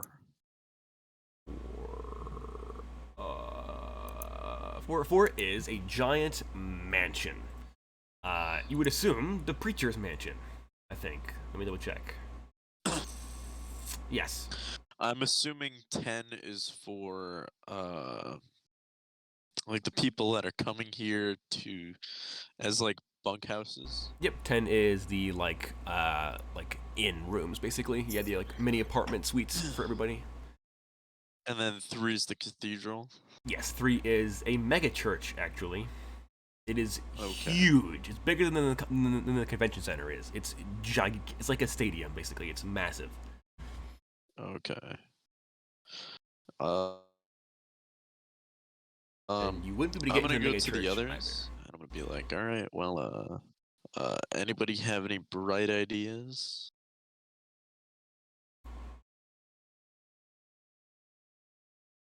Hold on. Let me look at this map. I mean, as far as I know, we have evidence of magic. Yeah. Well, actually, no. What's Well, 11? not evidence. We What's know, but we don't 11? have evidence. Yeah, yeah. We know who we need to suss out, but we don't have anything that We don't proves know them as how. mage. Yeah, yeah. So I'm sure we could But just yeah, walk up and like, uh, you know, do the whole FBI open up type thing. I don't think our bosses are gonna be happy if we don't do it, legitimately. Yeah. We could, but would we really want to? Let's do it properly, or to FBI open up and Well- just demand that they tell us the truth. But would we want to? That's my question. Well, I don't think we should FBI open up. We'll leave that to the actual like corpos Yeah. back at home, but we still need to like actually prove it, I guess. Oh, Like, there's an that's important my detail. question. The is, important do detail we that I want didn't to- include yet is that the big mansion number 4, there is a helipad on the roof. Of the big with mansion? Yes, but there isn't a helicopter currently there. There is a Flashbacks to helipad. Flavius. No, it's There's Infinity no Tower. helicopter there, but there's a helipad. Yep.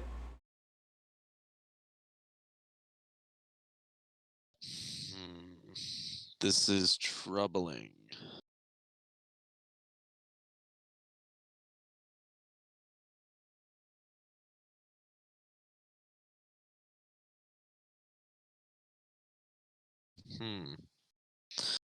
Well.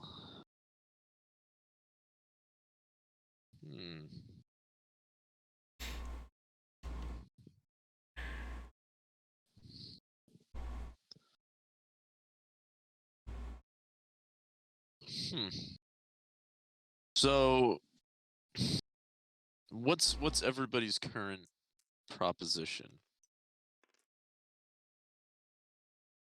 Current proposition: don't get Yeah. caught taking pictures or video evidence. Is Plan A.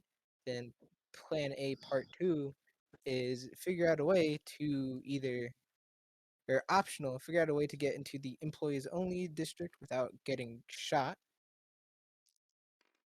and or Well, caught. who's our stealthiest teammate? I don't think anyone here was actually built for stealth, if I'm being honest. Nope. Well, who could get away with stealth the easiest?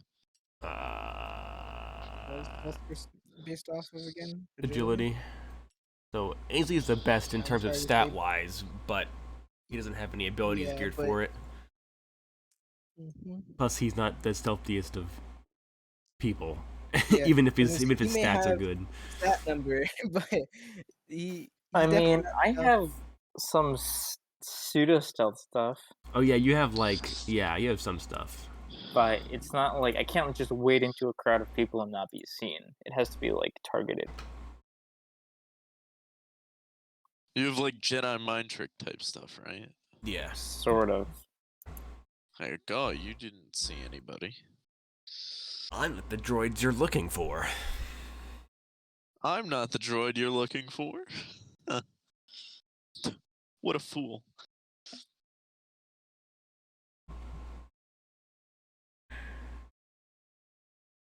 So, plan?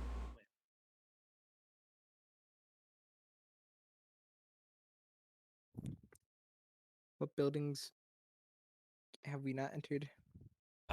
Most of them.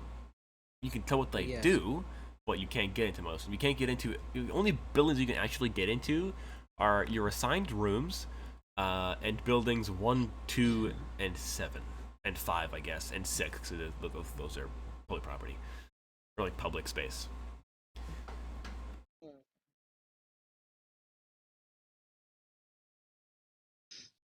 Man, how cliche would it be to have an evil base underneath the lake?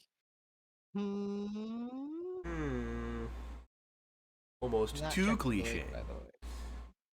Yeah, yeah. I mean, I did want to go to 6, but I don't think Okay. I'll go right now. But what I will do.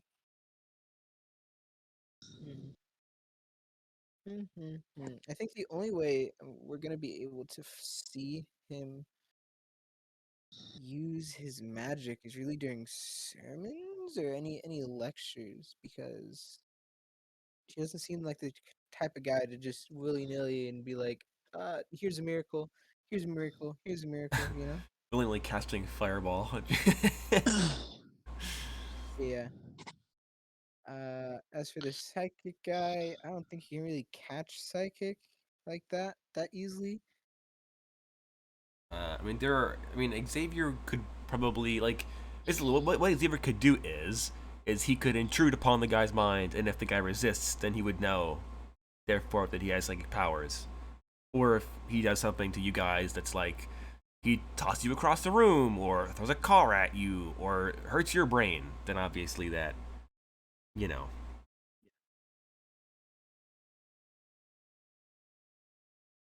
Can I try to take pictures stealthily without people Just noticing take a that I'm bunch of actually selfies. taking pictures? Oh yeah, that is true. I could just take a Take bunch of bunch of selfies. selfies. Yeah. Or actually, wait, for anything, you should totally read the rule book and rules just in case, you know? Why is that? As much as I would love to have Dakota agree, you never know. He could have something there that we just didn't see. You know, no photo photography. It's a museum after all. About what? No flash What? photography. I mean, you No guys, you can flash take photography. you can take photos, yeah. I mean, they do ask no flash photography because they want you to like blind the preacher mid sermon or something. But you could take photos. Just imagine he's doing his So like casting of magic. Flash photography turns us into a different spell. Everyone's burned alive. that would actually kind of be smart. Yeah, bro. Take it from a girl that used to win Comic-Con contests. Just take a bunch of selfies. They'll never know. Yeah, so I'll take selfies in front of like or angled towards the like more important buildings, Okay. but they'll be like oddly angled selfies so that it's not really me in the shot, it's more of like the background in the shot. Are you gonna do like the Snapchat Facebook kinda mom, where like only half of your face is in the shot and the rest of it's the building? No, I'm going Facebook dad and a Oh, quarter okay. of my face is in the It shot. just the hair, just like Look half at of me your with my hair. children. Okay, you could do that. Yeah, nobody cares. We should get Ainsley to do it because he actually looks like a boomer. Wow. I mean, he is old enough to be a boomer. He just didn't. Whatever. He's like, all right, fine, and he goes and starts tasting. It's like, how do you take a selfie? No, I'm kidding. He did. How do you get this thing to this darn thing to work? Ace, you're one turn Whippersnappers. around. I'm taking a picture of you. But yeah, he takes some selfies like the main All buildings. right. Yeah.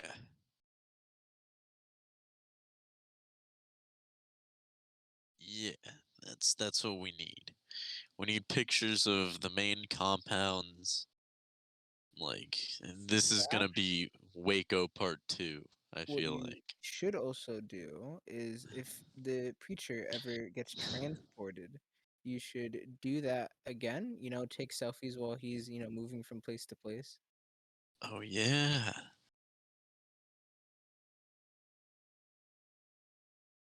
I mean, you guys probably would see his like entourage of guards escorting him from the from building 8 to his house.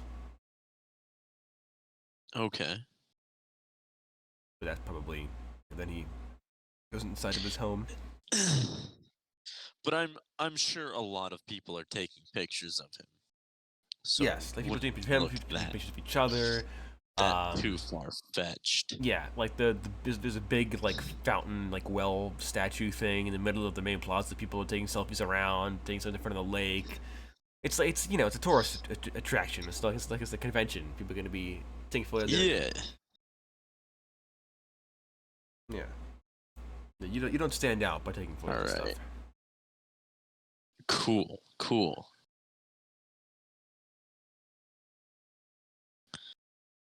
Now I'm thinking when we give this evidence to our boss, it'd be like, Ainsley, where are you in every shot? Why is your hair in every single shot, Ainsley? just your hair. Why is it just your hair? This one Exhibit only A, has your what- thumb in what it. is What's that over that? Part of your thumb is smudging the screen, Ainsley. God.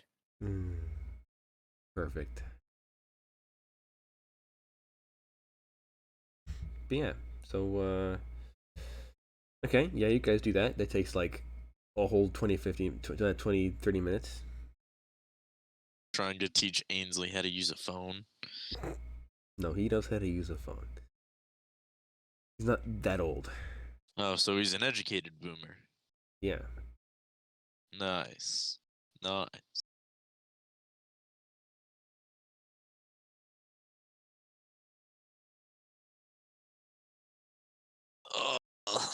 Alright. As for what else we should do about this, I don't know. There's really no plans of attack that involve us staying concealed. But I don't, after seeing how, like, we can get shot, actually economy, um, die. I think our plan is more or less just information gathering. I think we And should then getting the fuck out? yeah, I think we should definitely abandon Yeah. all plans of trying to engage in any fighting. Bro, Well, what do then you why don't we just leave with the mean? information we have? No, you guys could You know, totally take I him just out. sure. I just Sure, have to if you hope say that, so. all four of us roll higher initiative, and the 50 other guards that we just so happen to be in the same room with miss all their shots. Exactly. I mean, if you take It's on either like that or no everybody has to critically dodge everything. shots. You have to be able to dodge everything, which none of us can. No. I mean, you guys could like. I think individually, you guys could take on anyone. It's just that there are so many guards, and their guns are big. This is a reason of quantity over quality. Yeah, pretty much. Like, we've got the skills, But they've got but the they've money to got pay the the bills. numbers. They've got the numbers. We've got the quality. Yeah. They've beat us out in numbers by far and firepower. All we have going for us is skill and know-how. Like, Okay, I then. don't think we can crump like 50 guards on our own. Well, no, Which is let's you sad. try. Yeah, I Which ain't is trying. yeah, exactly. This is the one time I'll Coward. agree and say we should not go into combat. Oh, you know it. So I think if we can get someone to record audio at the next sermon, or possibly even video. Okay, does anybody think we can pull off like a shirt pocket recording? Yeah. Like, you stick the phone in your shirt pocket and it's recording, camera face front. Bro, Kali did like Yeah. the boob camera. Yeah. Kinda. I didn't want to say that, but yeah. Lamau. I was Usually what I thinking want. cause with what I'm wearing, I can put a phone camera in my shirt front pocket and have it face the stage while the sermon's going on and record it. And we can just all do that at the same time with different angles, so we can all get the same footage during his next, sermon. And then if we get that, then we can just hit the dip, because that's proof. That's at least some solid proof that he's not who he says he is.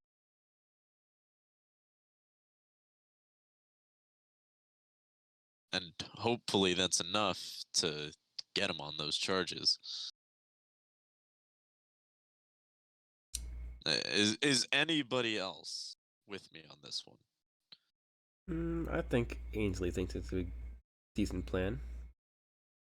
And just getting recordings of anything he does would probably be enough for them to be like, yeah, he's tempting people. Brainwashing. Get him on some brainwashing. See, that's the thing though. He didn't do a brainwashing spell, I think. It didn't look like it from the way Dakota described it. But It we just- could totally get him on it. If he pulls it off, yeah. I mean, if anything, all I really think is like he did some divine holy light, and because none of us are, But he's monsters, clearly not holy. no, but he can use. Okay, He's using magic. That's all it is. yeah, I'm saying like, I don't know if they'd consider it brainwashing. You have a giant group of followers, and then you flash some lights, and they're like, "Oh." That's what I think is happening here. So I don't know if like we'll send that and they'll be like, nah, he's just putting on a light show. Well, that's the whole thing, is that his words don't match up from what you have experienced. Yeah, it was to cast a spell. Yeah, so he's casting spells over the audience. Oh, Well, wait, at actually, least you are right. No, that's you the are right. technicality we're gonna get him on. No, you definitely are right because we had a test dummy and that was Xavier. Exactly. Never mind. You're right. That and his butler is definitely evil. Now you're just now. Wow, racist. Hey, Racial I have profiling. nothing wrong. There's nothing wrong with people of color, but This one just there's happens to something be evil. definitely wrong. This butler just so happens to be black and evil.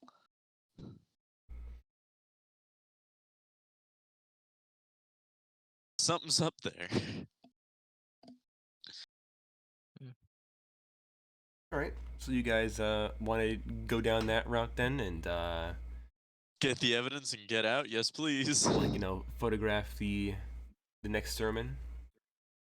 Photograph. Like I'm taking video. Okay.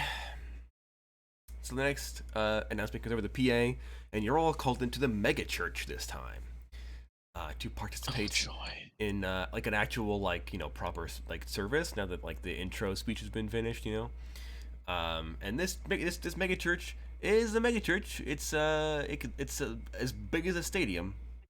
Basically, Wow. it's huge. And you're all marched in. The front doors are easy 20 feet wide, 30 feet tall. They're huge, and this place is massive. The ceiling is 50 feet up. Before we enter, I'm just gonna put my phone in my pocket with just the camera sticking out, so it's barely noticeable. Okay. I would So, probably change into something with that shirt pocket. Okay. Huh? Seeing all women pants barely got pockets in the first place, bro. They do, yeah. You can just put it in your bra, dude. You know what? We made fun of tit signing, so sure. Got a bra purse now. I'm gonna make sure I press record though. Okay. I thought you were gonna say press on my phone. You'd be like, I know how stable my phone is. No, on my phone. On my phone, I'm pressing record. Yeah, I'll probably do the same. I'll get like that police, you know, on person Body camera, cam. body cam, but it's like really weird. They're like, what are these two? Is that skin? Is that skin? Why am I seeing flannel on this on this body cam footage? Why is this one flannel and this one's just? Is that a nipple? Jesus. Guys, we got a really wide field of view camera. Good lord. I got that 360 globe camera, you know? Apparently, good lord. But yeah, so you guys making the mega church. It is beautiful, all white marble, gold, nice big chandeliers and candelabras and braziers on the walls and huge marble columns trimmed by gold and silver, and it's just It's a ridiculous. very good thing they're not asking for phones. No, because there's no service here anyway. Somehow. Don't need to. But yeah, Shouldn't be worried about the reception. so you all take your seats in the pews. Do you all sit together, or do you sit like the same way you did last time? More or less the same. Like, we don't want to be on top of each other, and we don't want to be too far spread out. I think if anything, I'd try to position myself in a way where, if they look at me, they won't see anything weird, but the camera has a good enough angle Yeah, to see the the altar. transgressions that are happening in front of us. Okay. Yeah, I'm gonna do more or less the same, Okay. with a clear shot on his face. All right. Well, he is not present currently. There's just a bunch of the Justicar priests milling about, like moving stuff and putting like the candelabras and stuff down and draping like the big ceremonial cloth over the altar and everything like that. And also, this is like, I mean, you guys it might have been at one point a Catholic church, because like the altar is set up like a Catholic altar would be, but the crucifix, the giant one that's usually behind the altar, is just gone. And in its place is a giant hourglass, which is the Fended Church's like holy symbol, basically. Oh. So it's a functioning hourglass too, and it does spin on the hour. It's pretty cool. Anyway, so we'll sit down. Does the hourglass like toll the bell? Yeah, of course. Every hour on the hour. At least that's pretty cool. Yeah. And after everybody gets seated and stuff in this giant stadium, like tiered amphitheater seating, eventually the side door opens up and the preacher steps back out. This time, still dressed in the same red suit, but there's now like white and gold royal like priestly like vestment scarf like draped over his shoulders, like down his back, like the priests do for like Lent, so the purple like scarf they wear during Lent, but it's like gold and white. And he walks out, and the crowd goes crazy, and he gives a similar speech to the beginning. He's like, thank you everybody for coming. He's so happy to see everybody again. And he leads a spherical church ceremony, which is pretty similar to the first one, which is to say there is like church music, and then a prayer, and then music, and then a prayer. And then his sermon comes up, and his sermon is a lot more Hellfire style, a lot more like, my brothers and sisters, the world will come to a fiery end by the end of whatever. You must repent to be saved in the martyr's light, or whatever like that. General cult stuff. Yeah, he goes full like, mankind has damned themselves with their hubris, and only the martyrs can save you from eternal damnation, and whatever. Oh, so he's going full Baptist. Yeah. And then after his kind of like Hellfire sermon, he kind of ends it off with another classic trademarked Catholic self-guilt session. where he's like, if you are one such person who has tarnished their soul with sin, then pray to the martyrs or whatever, and they'll keep you from burning in hell forever or whatever. And then I'll be right back. to kind of round out his sermon, he asks for a volunteer to come up on stage. And he does. He gets a volunteer. Many hands go up, obviously, but he picks the first one he sees. And it is a young woman. And he's like, please come up on stage. And he kind of like talks to her. Like, what's your name? Whatever. And she tells him. And he's like, and why are you here? And she's like, oh, my family come here to worship great martyrs and to participate in celebration. It's like the 3rd year done or whatever. And he's like, I'm very happy to be here. He's like, and Miss, how much do you believe in the power of the great martyrs? And she's like, with all my heart or whatever. And he's like, then, and he kind of like gestures to her and kind of like turns her around to face the crowd. And he's like, then fly. And she's like, what? And he's like, believe in the martyrs and fly. And she's like, okay. And she like closes her eyes and begins to like mutter a prayer and like, like stands there with their hands clasped together, and then the preacher is like turns to the rest of the crowd and he's like, everyone, please join in, help this fine lady achieve a miracle to reward her strength and her faith in the martyrs. And the whole crowd gets involved, and then sure enough, she levitates several feet off the ground.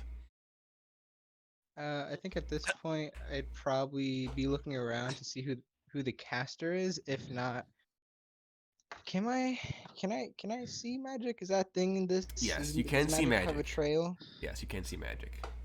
I'd probably look for that. There is no magic well. coming off of this, oddly enough. Really? Yeah. It's kind of weird. That's Nor off of Xavier's him forte, either, then. by the way. That's Xavier's forte. Also, I'm gonna mute myself. I need to do something. Uh, who am I near? You be near Ainsley, and actually, Ainsley's near Kyle, so you'd be near Xavier. I'm gonna like look over to Xavier and like nod to the stage. Like, can you tell if anything's going on here? Is anything sus happening here? Xavier may be deceased. Oh no. Our psychic. He's gone catatonic. Oh no. Oh no. The psychic yeah. energy, it's too much for him. It is, yes. But yeah, so the young woman levitates a solid like 5 feet off the ground, and then 10 feet off the ground, and then 15 feet off the ground, and then the preacher is like, And she dies. yeah, she falls and breaks her neck and dies. No. And then he's like, the preacher's like, now, young lady, and he says her name, whatever her name is, like Clarice. Clarice, open your eyes and witness the power of the great martyrs, and spread your wings and fly. And she opens her eyes, and she's like freaks out because she's literally flying like 2 feet in the air. And then she's kind of like this like yells in surprise, and he's like, and then as she yells, she drops 5 feet, and she gets caught again and stops 10 feet off the ground again. And the preacher's like, oh, now, miss, keep your faith steadfast, to make sure the power of the martyrs can do its work or whatever, which is a thinly veiled threat, basically. And then she's like, okay. And she spreads her arms, and she actually begins to fly around the church like an eagle. It's very weird. That is really weird. Yeah, well, she just like T-poses, and just kind of like floats around the church. It's kind of weird. Kind of, a little bit like a Gmod no clip is on right now.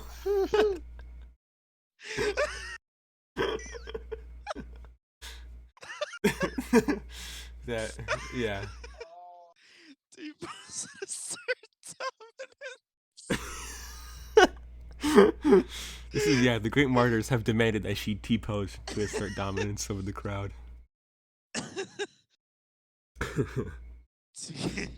Now, young lady, I need you to T-pose and assert dominance I need you to over those T-pose. non-believers. Oh god. She's like, what's T-posing? T-pose! Let the martyrs guide you, and she just like folds her arms out and then like no clips through the wall. I She said, definitely catch "Prop that on blocking camera. the I go. police." I definitely catch that on camera. I'm like, that's not normal. Yes, she That's not flies around right. the church for a solid like minute or two, and the preacher's like, "Please, Clarice, come back to me now. Your time in the spotlight has come to an end. The miracle of the martyrs has been spoken to me, and they have said that you have used your gift well." And then she kind of like floats back over to you or to the preacher, and she lands, and then the preacher's like, as you all can see, uh, the martyrs are a generous and giving pantheon of deities, and they bestow great gifts upon their loyal believers. So pray or you go to hell, basically. And then he has Clarice sit back down, and he's like, I need another volunteer. And he's like, this time I asked that someone who has come here to seek aid, to seek healing of some kind. Oh no. And a dude no. in a wheelchair gets wheeled out No. from one of the into like the aisle of the church and brought to the beginning, brought to the altar. And the preacher walks down a couple of steps because obviously the wheelchair can't make it up the steps. And he walks down to like the normal floor where everybody else is sitting. And he's like, "Oh, you young man," he's like a 10-year-old kid. He's like, "You, my child, why are you here?" And he's like, "Oh, I'm paralyzed, bro." And the preacher's like, "Well, my son, you are paralyzed no longer." And he snaps his fingers, and he's like, "By the power of the martyrs, save thee. Get up and walk around, Lamau." And then Get up and walk around. What's sad is that both magic and psionics maybe can do that. So if I don't I see mean- anything, if I don't see anything, I'm just hoping Xavier lives once again. So this time you do actually see magic, but it doesn't seem to come from the preacher. A kind of like an actual like beam of like abjuration magic, healing magic, descends from the ceiling, like through the ceiling, and hits this kid. And then he's like, "Oh, but preacher, I've been paralyzed my whole life. Yeah, I can't get up. I got like palsy, Yada, cerebral yada, palsy, yada. whatever." the whole spiel, And yeah. and then like the preacher just kind of like grabs the kid by the arm and like with one lunge like pulls him out of his wheelchair, and like Starts face and then the first. whole crowd's like, "Oh my god!" And then he face plants now. Oh. The whole crowd like gasps, thinking that he's assaulted this poor kid, and then the kid like runs and like stands there, and he's like, "Oh my god, I can move," or whatever. And the preacher's like, "Of course you can. The martyrs are all healing and all knowing and all powerful. Now get back to your seat." And then the kid is like, "Praise be to the martyrs." And the crowd freaks out. Jesus Christ. Now get back to your seat or whatever. When When the beam was coming down, Yeah. can I tell if someone was an origin of like the spell itself, or No, did I you notice can't. it You more can of just like a see the visual? magic. Yeah, you can just see the magic. You don't know who caused it or what caused it. You can just see the magic. You didn't see him cast the spell either. Okay. Next question is: was there a visible light? Do I know if the light was visible to none? No, nobody else saw the light. Only you did. Because it's just like this, like it's like a weird, like wispy, smoky, glowing energy beam that smacks him in the head, and then he walks. Just imagine like, oh. Yeah. And then like, the preacher is like, as you can see, my fellow brothers and sisters, the great martyrs are generous and kind, and they will bestow gifts upon those who are worthy. Are you worthy? And they're all like, yeah. And he's like, we'll see about that. And then the preacher walks back up to the altar, and he kind of reaches behind it, and he pulls out like one of those like big metal incense burners on like the long chains, and he pulls out a lighter and he lights the incense inside of it, and he swings it in the air at you all like a priest does during certain masses. And then he's like, I ask for one final volunteer. Literally anyone. And then some of the guys like, pick me. And it's just like this fat, like 50-year-old man with like a big mustache, and, like a Hawaiian t-shirt on, cargo shorts, socks, sandals, the classic. And he walks up, and the preacher's like, my good sir, what is your name? He's like, Robert. And it's like, all right, Mr. Robert, are you worthy of the martyr's grace? And he's like, I sure am. And then the preacher's like, we'll see about that.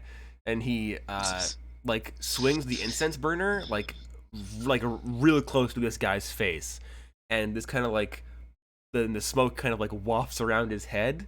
And now keep in mind that Robert is facing away from you guys, so the incense kind of like engulfs his like upper body of this big incense burner.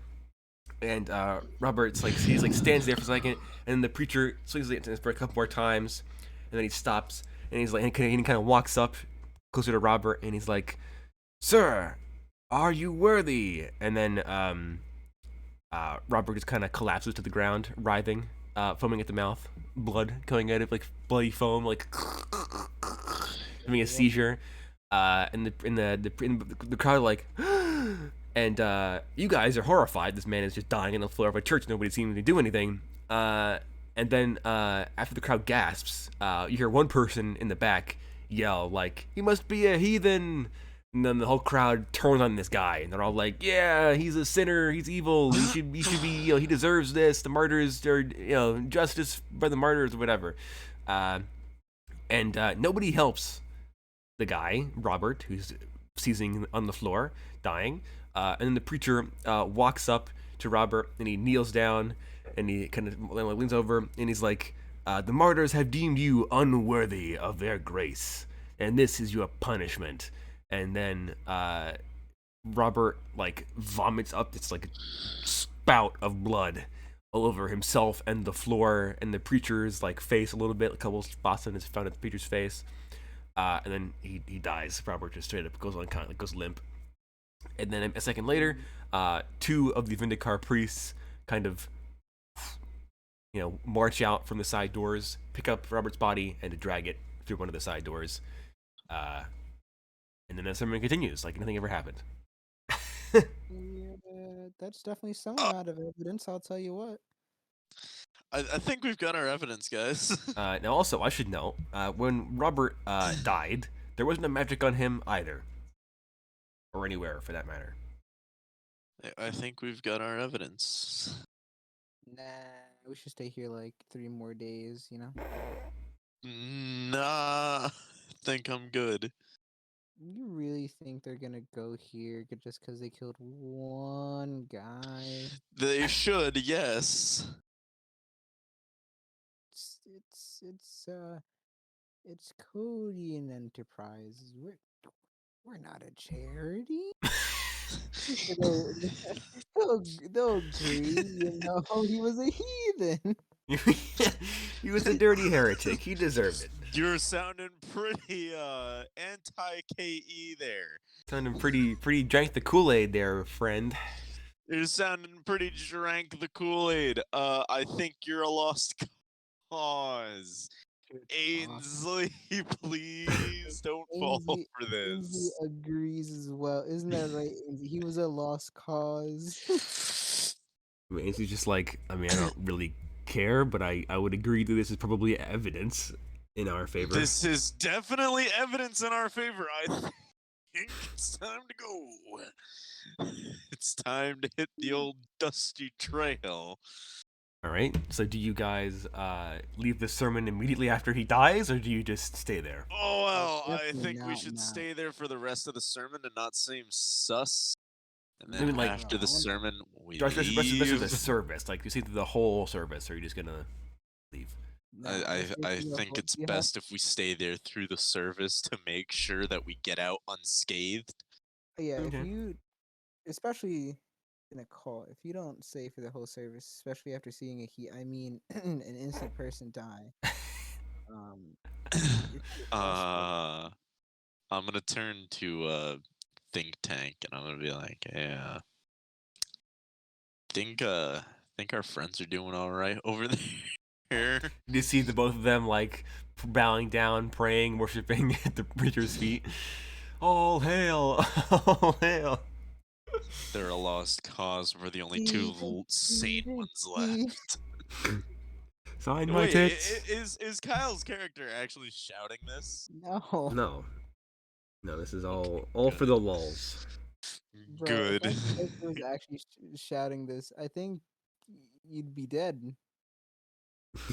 You're probably like, why? It's like, because I'm a person who turned and I know you're heathens. Yeah, true. Then I would have to psyop the entire audience. In Yeah. that case. No. She's a heathen. And then I'd be like, but I have boobs. What do you have? My faith in the martyrs. God. No Anyway, wench can tempt me from my faith. I do not wish to be Like horny the anymore. Only happy. No, it's like I do not wish to be horny anymore. Only to be holy. Only to be holy. But yes, most of the service goes by. There's a lot more hellfire preaching style. Of like you'll end up like Robert if you don't watch it, basically. And then the service is like several hours long. I can tell you exactly how long. It is. One, two. It's 3 hours. Well, no, 4 hours long technically. And then the service comes to a close, and he gives you the final speech, and he's like, thank you for joining, my brothers and sisters. I hope you all have witnessed the miracles you've seen today, and have, I don't know, become strengthened in your faith or something. And then the group dismisses for dinner. All right, I think, guys, I think it's time we get out of here. This is all feeling very drink the Culty? Kool-Aid. Culty? Culty? Yeah, culty. Only now? I think we should get Definitely, going. I would, I like, think we joke. should get going. I would definitely joke. I'd be like, you see one person die, and then you. Well, Well, let's put it this way. If there's one person dead, there are more to come. I know. I mean, sure. If you want to leave, I don't. I guess I Yeah, don't mind. yeah. Let's grab our stuff and just go. Alright. Guys head to your rooms and gather your stuff again. And you make it back up to the entrance. It's closed, and there are armed guards in front of it.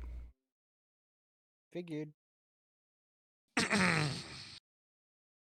Just saying. I mean, I don't. That's why I didn't suggest let's leave early, because I was like, yeah, that's not gonna Alright. happen. All right. Now, do we think we can sneak out? I don't know. Are there like rocks? Or is there like gravel on the ground? Yeah. My better question is this a whole perimeter locked down by a fence or no? There's just like I described before, the entire commune. This is a commune is surrounded by a 15-foot high, no, 20-foot high, concrete wall topped with barbed wire, and then 50 yards beyond that concrete wall, there is a 10-foot high electrified fence, chain link fence, also topped with barbed wire. Hmm. Hmm. There's only 3 ways to get out of here. Way number 1. Wait until the 2 days are up and see what happens. Way number 2. We somehow sneak through / go through the front gate. And way number 3, which is the way I really don't want to go, but we could. I use my prior ability to burn holes through said walls for us to go through. I don't think that's gonna work out too great, but yeah. Hmm. I mean, concrete doesn't quite burn. It would take you an awfully long time to melt through concrete. Actually, maybe That's you why- couldn't melt through concrete. That's why I said that. Or you can melt through the fence or the Yeah, barbed you can melt wire. through the fence, but you couldn't melt through the concrete. You can't melt stone. You're not that I'm good. sorry, I know, but the concrete, I was like, Yeah, but the chain link you can melt through. Yeah.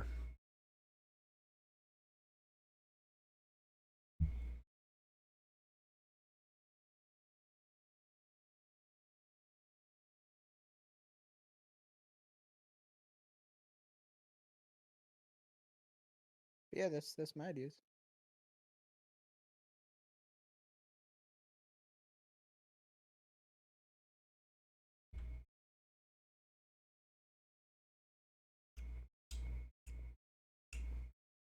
Anyone else have any other ideas? I mean, Xavier, I think, is deceased. So Yeah.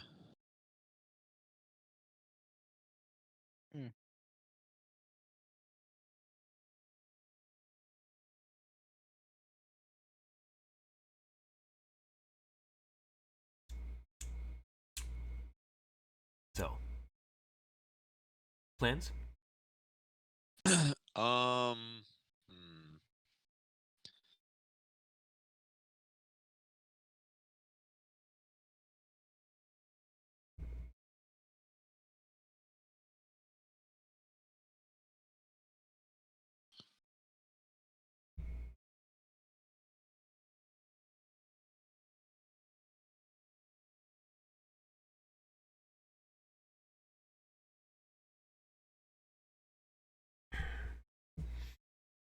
I mean, if you aren't going to like do anything in the moment, then y'all can like go to dinner at the very least, I suppose. We should definitely try their food first. I'm kind of hungry after seeing I don't think I'm hungry. After seeing a man die, I'm pretty hungry. Not gonna lie. Yeah, bro. I don't think I'm hungry.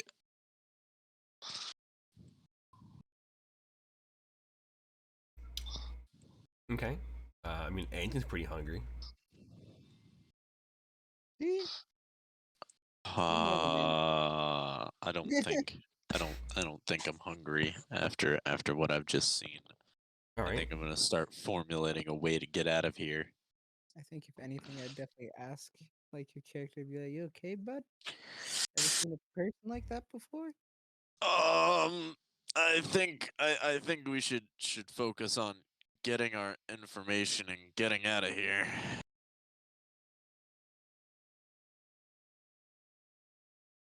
I think we should eat first. You know, we haven't eaten in a while.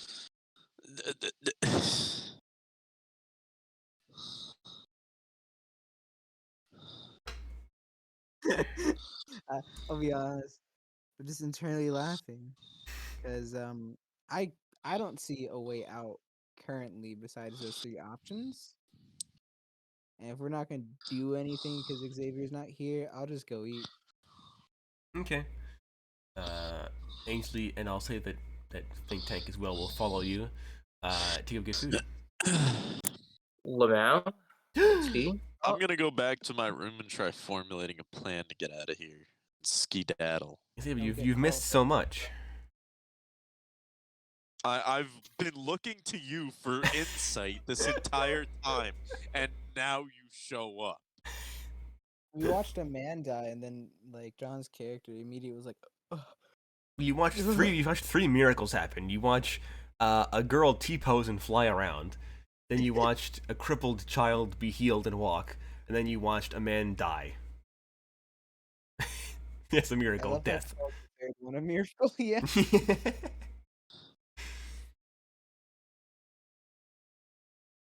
But yeah, so I mean, I guess to fill you in, Xavier, yeah, there was the preacher told this girl to like trust in the martyrs and fly, and she did. Kyle did not detect magic in that case. Then, when the preacher healed the crippled child, he did see magic but didn't necessarily come from the preacher. And then the third one, where the dude dropped down in a seizure, foaming blood at the mouth, he also did not see any magic.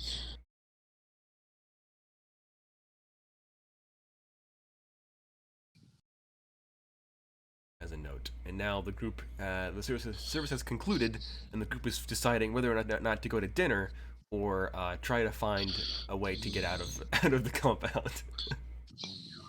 Because John has apparently been spooked by the cultism stuff going on. I'm just saying, I think it would be a smart idea to get out of here. What do you mean, bro?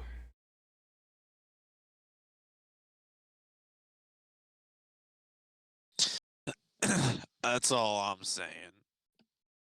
Nobody could possibly ever want to leave this place. Apparently, that's not true. That's because you guys are heathens, alright. He's got a point. I mean, hey man, Oh, actually, can we? I agree. kinda want to get out of this place and Okay. get our evidence We'll get out. We'll get out. with our lives. Yes, we'll get out. You're not gonna die like the heathen back there, right? As they call them. Was I able to get all the footage that I wanted to? I mean, yeah, you guys caught the entire thing on camera. What I am Nice. gonna ask though is, can Xavier make any checks now that he's back to see anything about those two miracles? I mean, I'll give Kinda him an late, intelligence but check on the yes. first one, because that one would probably be the most obvious one. Okay. He wants to make said intelligence check. 5. You're pretty. Like when the chick T-posed and flew around the room, you're pretty sure that was just somebody levitating her. Like, does she try to do it again afterwards? Is the question. I think you probably wouldn't see her leave after the service is over. Oh, Oh joy. and that kid who got up. Yep, Oh, he's not there no. either. Oh no. Actually, I don't care. But oh no. I mean, if you guys wait like an hour, they'll come out, but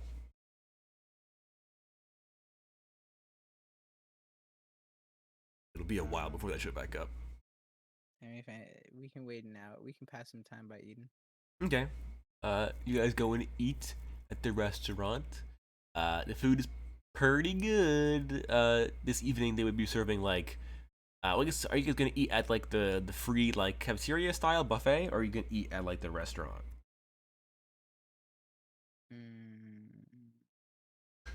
I'll ask like Ainsley what he wants to do. You know. Ainsley's kind of poor, so he's gonna go for the free cafeteria food. Alright, then the free cafeteria food. Alright. They've got like pretty much any kind of food you want in some capacity. All kind of American food, you know, barbecue style stuff. You know, hamburgers, hot dogs, chicken, some steak, ribs, hot wings, chicken fingers. You know, pastas, mac and cheese. You know, the works. You guys eat, and then after like an hour and a half, you guys finish, and you do see the young lady and the no longer crippled 10-year-old kid wheeling his own wheelchair out of the megachurch, with his parents behind him, of course, and they are all incredibly ecstatic. They're all smiling and like talking with each other feverishly, super excited about something. Anything about them, or What? are they just like happy because stuff happened, or? I mean, you can check for Happy about magic, it and being- there isn't any magic on them. Yeah, that's what I was talking about. Yeah, there's no magic on them. Sick.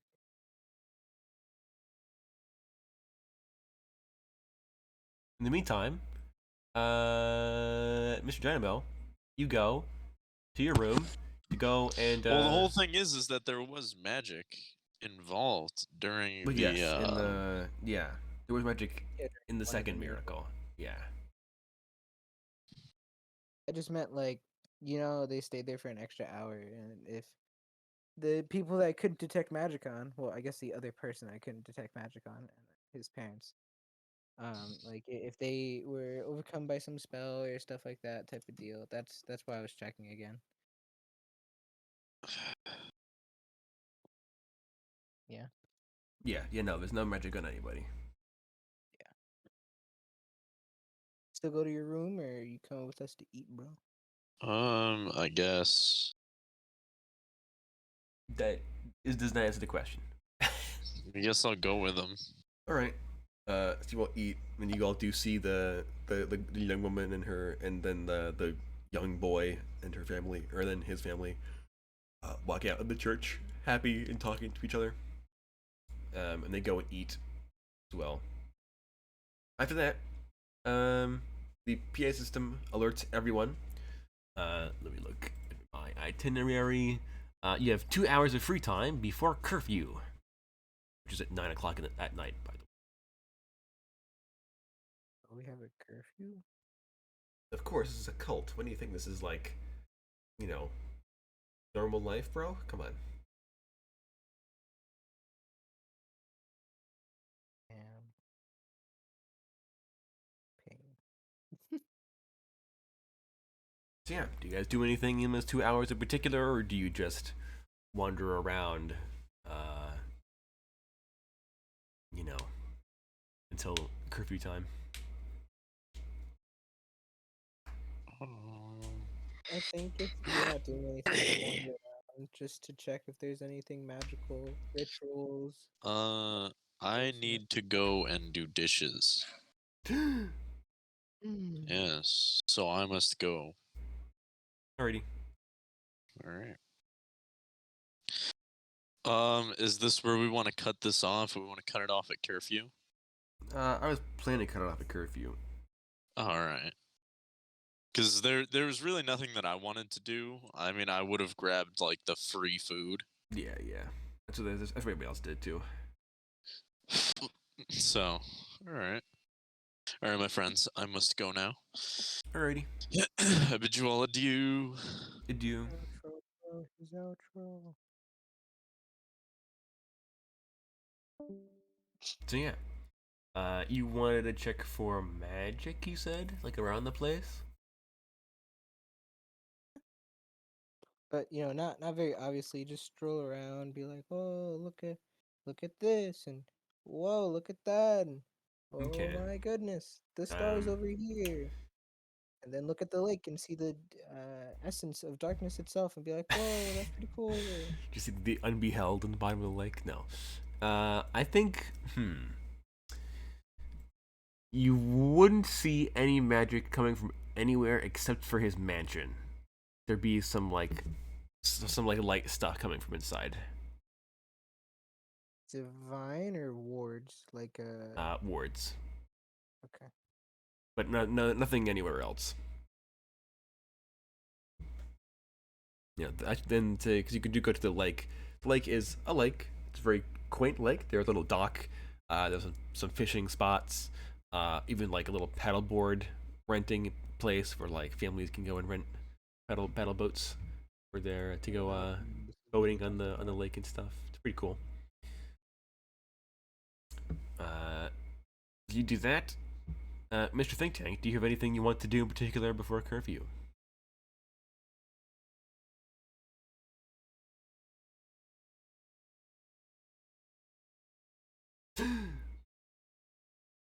So Says shocking. here, answer.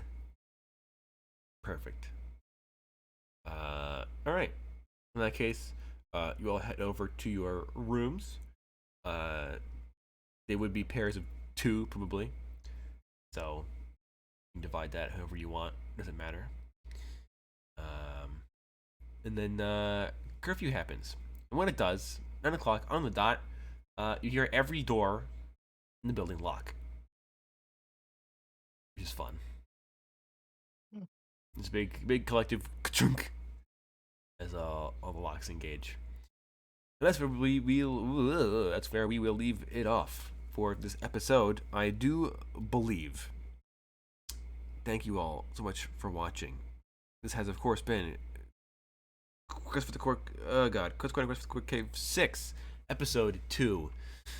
I'm your host, Jim McCloris. If you enjoyed, leave a like down below and comment what you enjoyed. If you didn't like it, dislike, and yell at me in the comments instead.